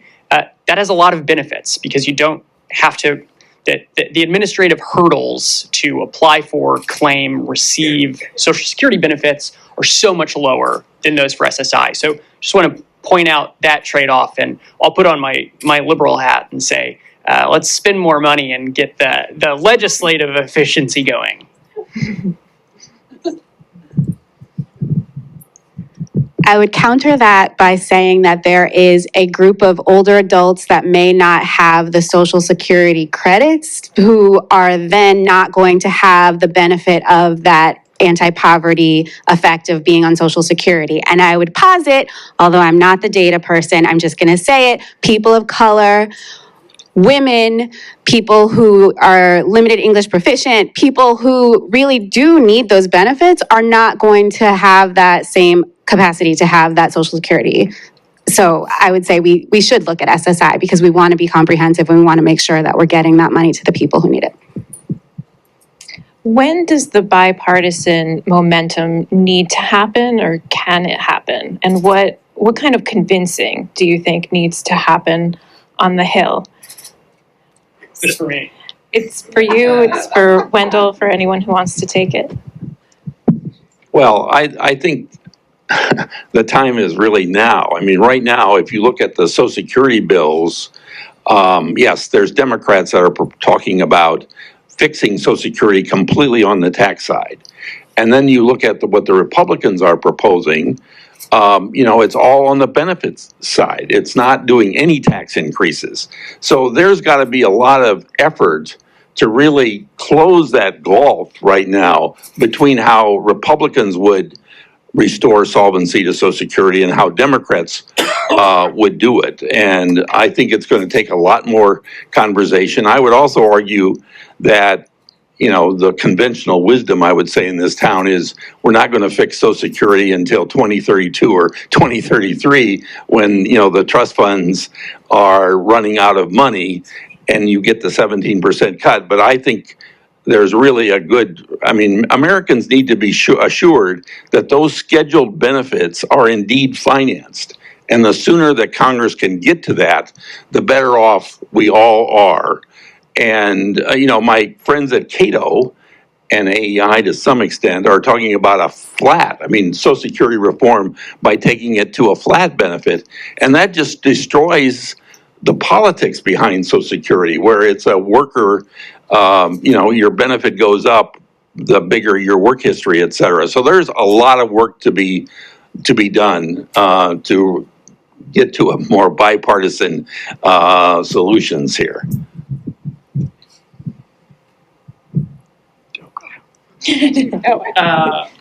No, I'll second that. Okay. Are there efforts that people can be making on the individual side to be raising awareness here for the need for change? One thing that I feel like senators and congresspeople have said over and over again around any of the advocacy in this area is that claimant stories are probably the best evidence because they are often so heartbreaking and some of the administrative hurdles are so significant. For example, I remember sharing one a few years ago around overpayment forms, just talking about how one person It took almost 35 hours for us to establish that they were not working. They had gone to one health study and gotten one payment. SSA had decided they were working and cut their benefits, and it just took so many hours to correct that mistake, right? I think it's stories like that that really start to show some of the problems, and I do think there's a lot of room, I think, for individuals to be raising up their stories to show how these various policies are creating problems in ways that are unintended or that no one is paying attention to. So for sure. I would add that we're seeing some of the bipartisan success now because Rebecca always talks about strange bedfellows in the coalition space. And there's a real truth to that when we have people who have not, and voices who have not typically discussed this before, come to the table. When you have large employers and small employers raise the real challenges that we're having in our economy, that this is about blocking talent, that this is harming our opportunity for economic advancement. Those different perspectives are helpful, which is why I'm super fun at a cocktail party, because I think the more that we talk outside of our bubbles, the disability community is well versed at how important SSI is and what the needs are. But when we get others engaged and really understand what it is, then we get to a different place. Okay. Well, thank you so much. This has been such a great discussion, and I'm sure we'll be able to convene again and talk about changes in the future. Join me in thanking this wonderful panel. Thank you so much, Lori. Thank you, Wendell, Tracy, Jen, Rylan, Emerson. We even had some spicy debate in there. Didn't expect that. And I have to say, Rylan, you and I can compete for who's less fun at cocktail parties because I talk about SSI's asset limits in social situations. Makes me very popular. This is why it was helpful that I married a Somm, so he can talk about Cabernet Sauvignon and then they don't kick us out. I feel like in many ways we saved the best for last. And that's not to pick my favorites between amazing speakers today. But Senator Tom Harkin truly needs no introduction, and he's already gotten half the shout outs in this event, and he deserves them. As one of the architects of the Americans with Disabilities Act, the ADA, which marks its own 35th anniversary next year. Senator Harkin, we are so honored that you've been with us this whole afternoon for this special anniversary event. And it's my great pleasure to hand the mic over to you to close us out right. And to give us all some marching orders for the next chapter of SSI. And after Senator Harkin speaks, I'll tell you all the details for the reception, so don't leave. Senator Harkin.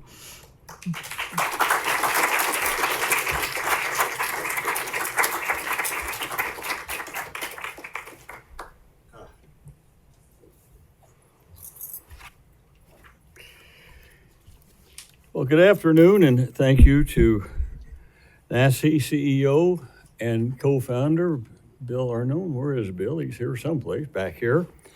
And to Rebecca Vallas, our new CEO coming in. Congratulations on that. And thank you for inviting me. It's always nice for an old retired politician to be asked to speak on not asked to speak on something he cares about. So it's been a most informative, affirmative, and challenging afternoon. After listening to all these learned and dedicated individuals, I have a modest proposal that the individuals who comprise these panels this afternoon be enlisted to draft a comprehensive legislative proposal for the Congress to enact for the future success of SSI. I'm sure it would be better than anything coming out of the mess on Capitol Hill today. Although there are some glimmers of hope with the bipartisan legislation of Senator Brown and Senator Cassidy. I'm much enthused and heartened by the vision and leadership of our new commissioner, Martin O'Malley. I've known the commissioner or the governor and his wife, Katie, since he was first elected governor of Maryland, and she was the first lady. Actually, the first time I saw Martin O'Malley was at a labor gathering. And it was a big labor gathering. And he picked up a guitar and sang that old labor ballad about Joe Hill. I took an immediate liking to him. And my fondness and respect for him has not waned. We're fortunate to have him as our confirmed Commissioner of Social Security. Let me, for the visually impaired, let me also self-describe myself. I'm an older white male. I'm about 5'11", thinning white hair. I wear glasses that you can see and hearing aids which you can't. I have on a kind of a light jacket and a blue shirt, and I do not have a necktie on. I've been retired for 9 years, and in 9 years, I've worn a necktie 12 times. I keep tabs on it. Well, listen, again, thank you all for inviting me to close out the afternoon program, commemorating the 50th anniversary of the establishment of supplemental security income.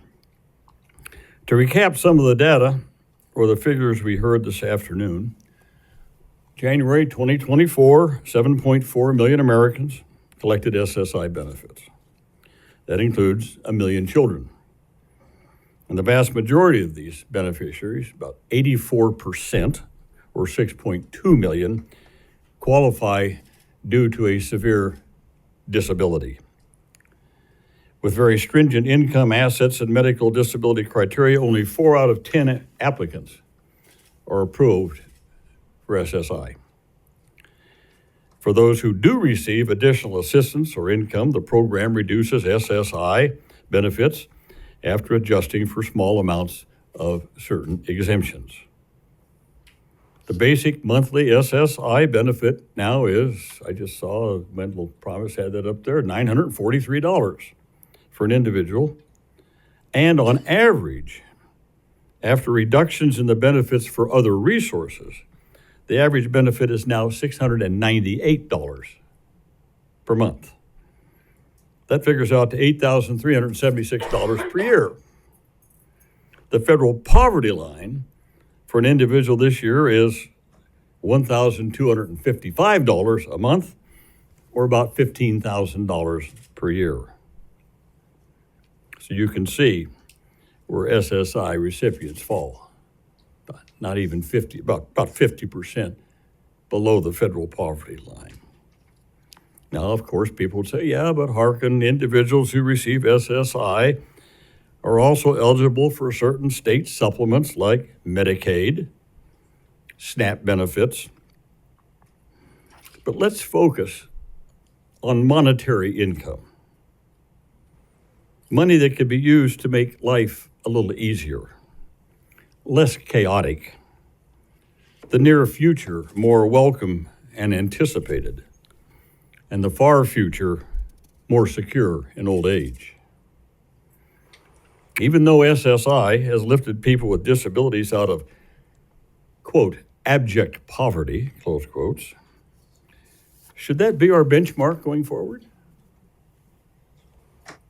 Sometimes I feel that many people consider poverty as evident only when they see infants with spindly legs and arms and distended bellies and empty eyes, or older kids with rib cages showing, wearing patched overalls and going barefoot,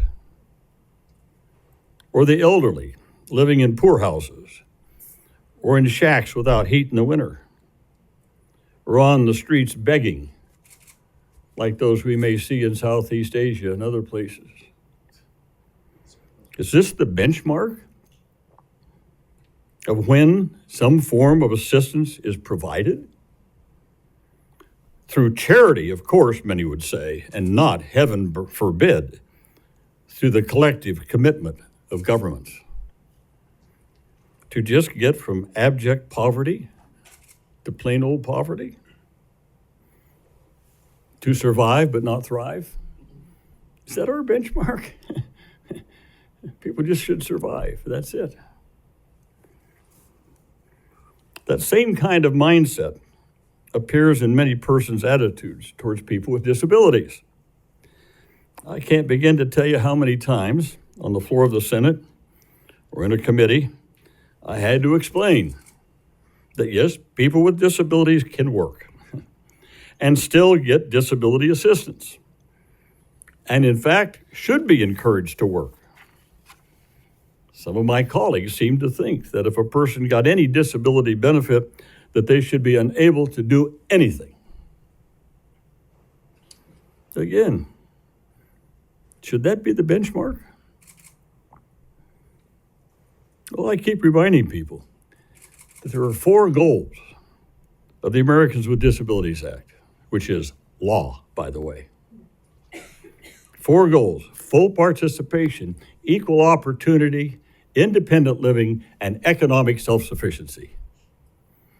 The whole ADA is geared around those 4 goals. And the ADA compels us to change the built environment in every aspect to encourage and make possible economic self-sufficiency for disabled Americans. Now again, under the provisions that we wrote in the ADA, there's provisions calling for reasonable accommodations. I'm sure you've heard that word, reasonable accommodations. Many changes have been made in the workplace under that provision to make it possible for persons with disabilities to have gainful employment. Maybe we should look at SSI as a reasonable accommodation that allows people with disabilities to be gainfully employed. When President Bush signed the Americans with Disabilities Act in 1990, the country stood united in our commitment to disability rights and equity. As I said, we've made progress on many fronts with disability accommodations, inclusions, employment. Yet for those among us who have suffered from the most severe disabilities, who struggle on a daily basis to put food on their table, pay for a roof over their heads, anticipate a decent future, we have gone backwards on this promise.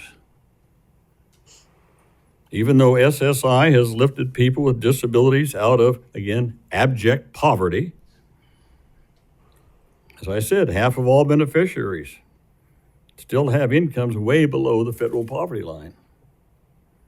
As we heard today, Congress has not updated the disregarded income amounts, even for inflation, since the inception of the program in 1974. We heard a lot about the assets and stuff, but how about the limit was set in 1974, $65 of earned income before reducing SSI benefits. That's still today. If this income had been adjusted for inflation since that time, the amount in 2024 would be $412, not $65. Similarly, the $20 exclusion for unearned income. God forbid you should have some stock that's getting you some benefits. $20, if it was adjusted for inflation, it'd be $127 today. And as we have heard, and I'm a repeat, one of the big disqualifiers has been the severely outdated asset limit, last updated in 1984 at $2,000 for an individual, $3,000 for a couple. If they had been updated for inflation, those figures would be $10,000 for individuals today, $15,000 for couples.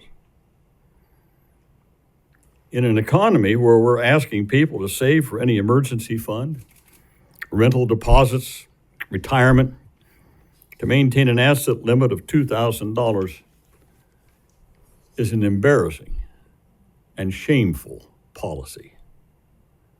A policy that prevents disabled people from having even modest savings, let alone plan for the future. Now, I know we heard these figures all afternoon, but they bear repeating constantly, especially to members of Congress today. Yes, we need to enact the modest changes, and they are modest, encompassed in Senator Brown's and and Cassidy's legislation, as well as the disregarded income allowances. But I submit, going forward, they ought to be indexed to inflation for the future. Don't just pass it and sit on it. Well, for younger people, I won't be around, but younger people, 30, 40 years from now, will have to have the same problem. These should be indexed for the future. So all that needs to be done. But I submit we need to do more. We need to have a new mindset about both poverty and the disabled among us.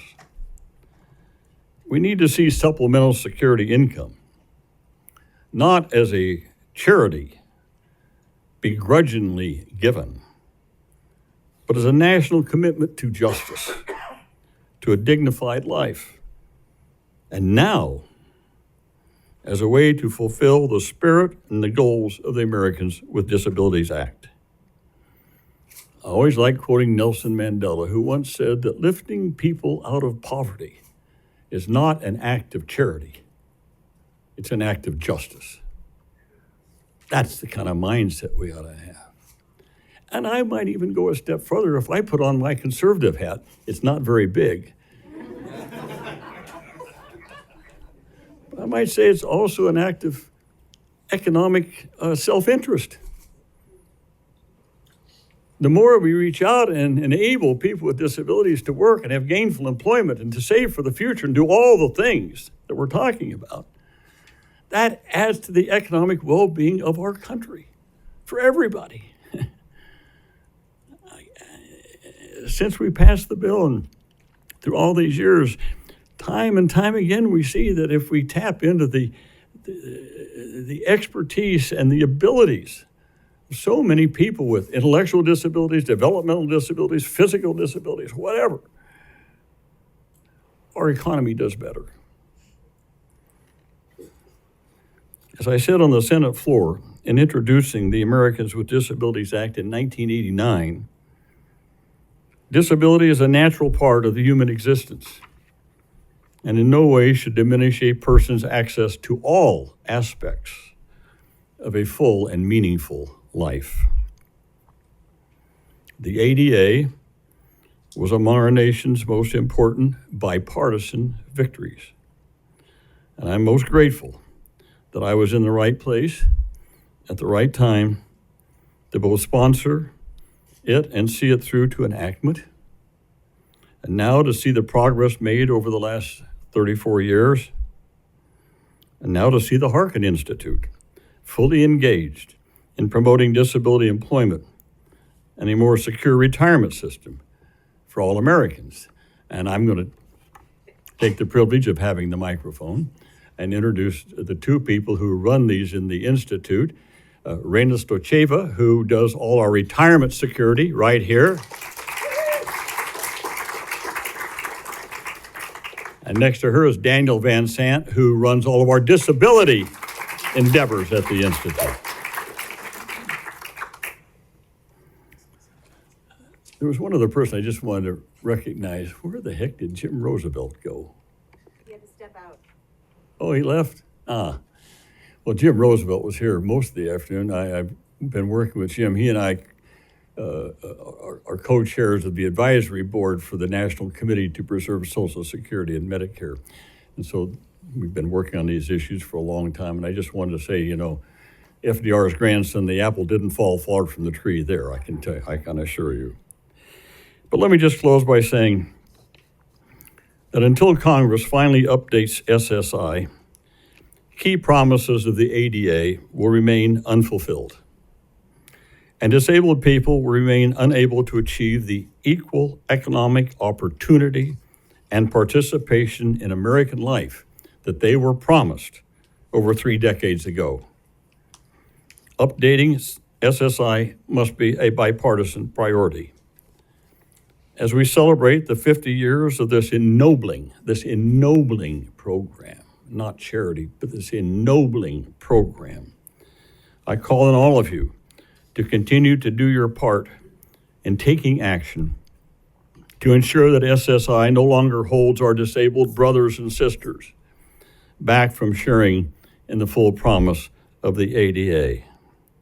I would close with one of my favorite sayings from the closest friend I ever had in the Senate, Paul Wellstone, when he always said, "We all do better when we all do better." Thank you very much.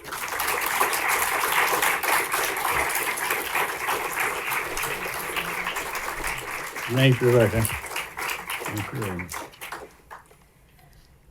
I think Senator Harkin deserves a second round of applause for that.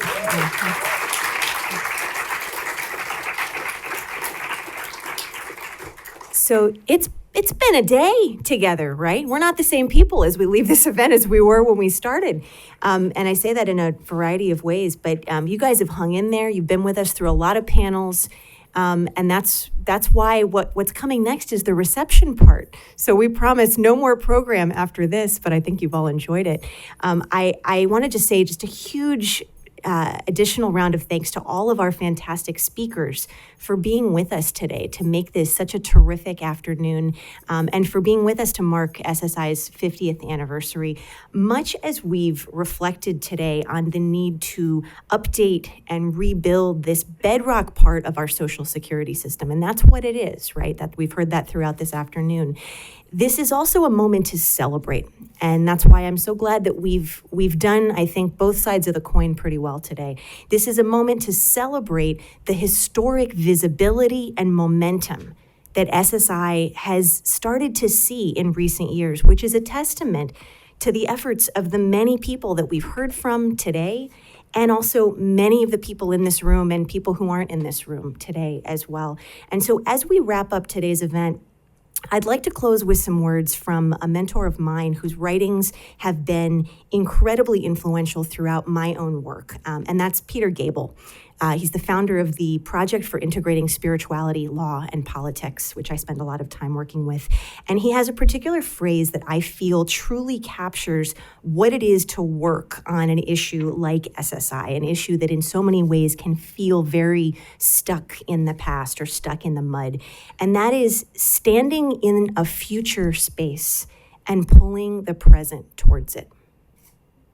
And that's how I think about the work that I do, and that's very much how I think about the work that everyone in this room, everyone who's been up on this stage, and everyone joining us out in cyberspace is doing when we talk about visioning the future of this critical program. So thank you so much for being with us today. Thank you for celebrating SSI with us today. It deserves to be celebrated while it's also having its future charted. Senator Harkin will take your challenge and will set up a meeting for all the people who spoke today to develop that piece of legislation. So when Senator Harkin gives marching orders, you listen. The details for the reception without further ado. So hopefully most of you already RSVP'd. If you didn't, we should have a little more space, but come meet us on the Academy's rooftop, which is at 1441 L Street Northwest. It's just down L, so should be a pretty easy spot to get to from here. When you get in the building, hit Penthouse, come on up. There's registration in the lobby. And yes, we have a rain plan. We have an indoor-outdoor situation. So in case you were wondering if we were gonna let ourselves get rained out, not even close. We're going to have an even better time. Thank you so much to all of you for being with us today. And just another round of thanks to Tom Novotny and Ariella Jailal and our whole SSI at 50 steering committee and our sponsors, and to all of you for coming and bringing such wonderful energy. And I'm going to give a shout out to Joe Shapiro, who has a story running on NPR, All Things Considered today about these issues. And thank you, Joe, for your tireless coverage. We're excited to see that story run. All right. See you up on the roof.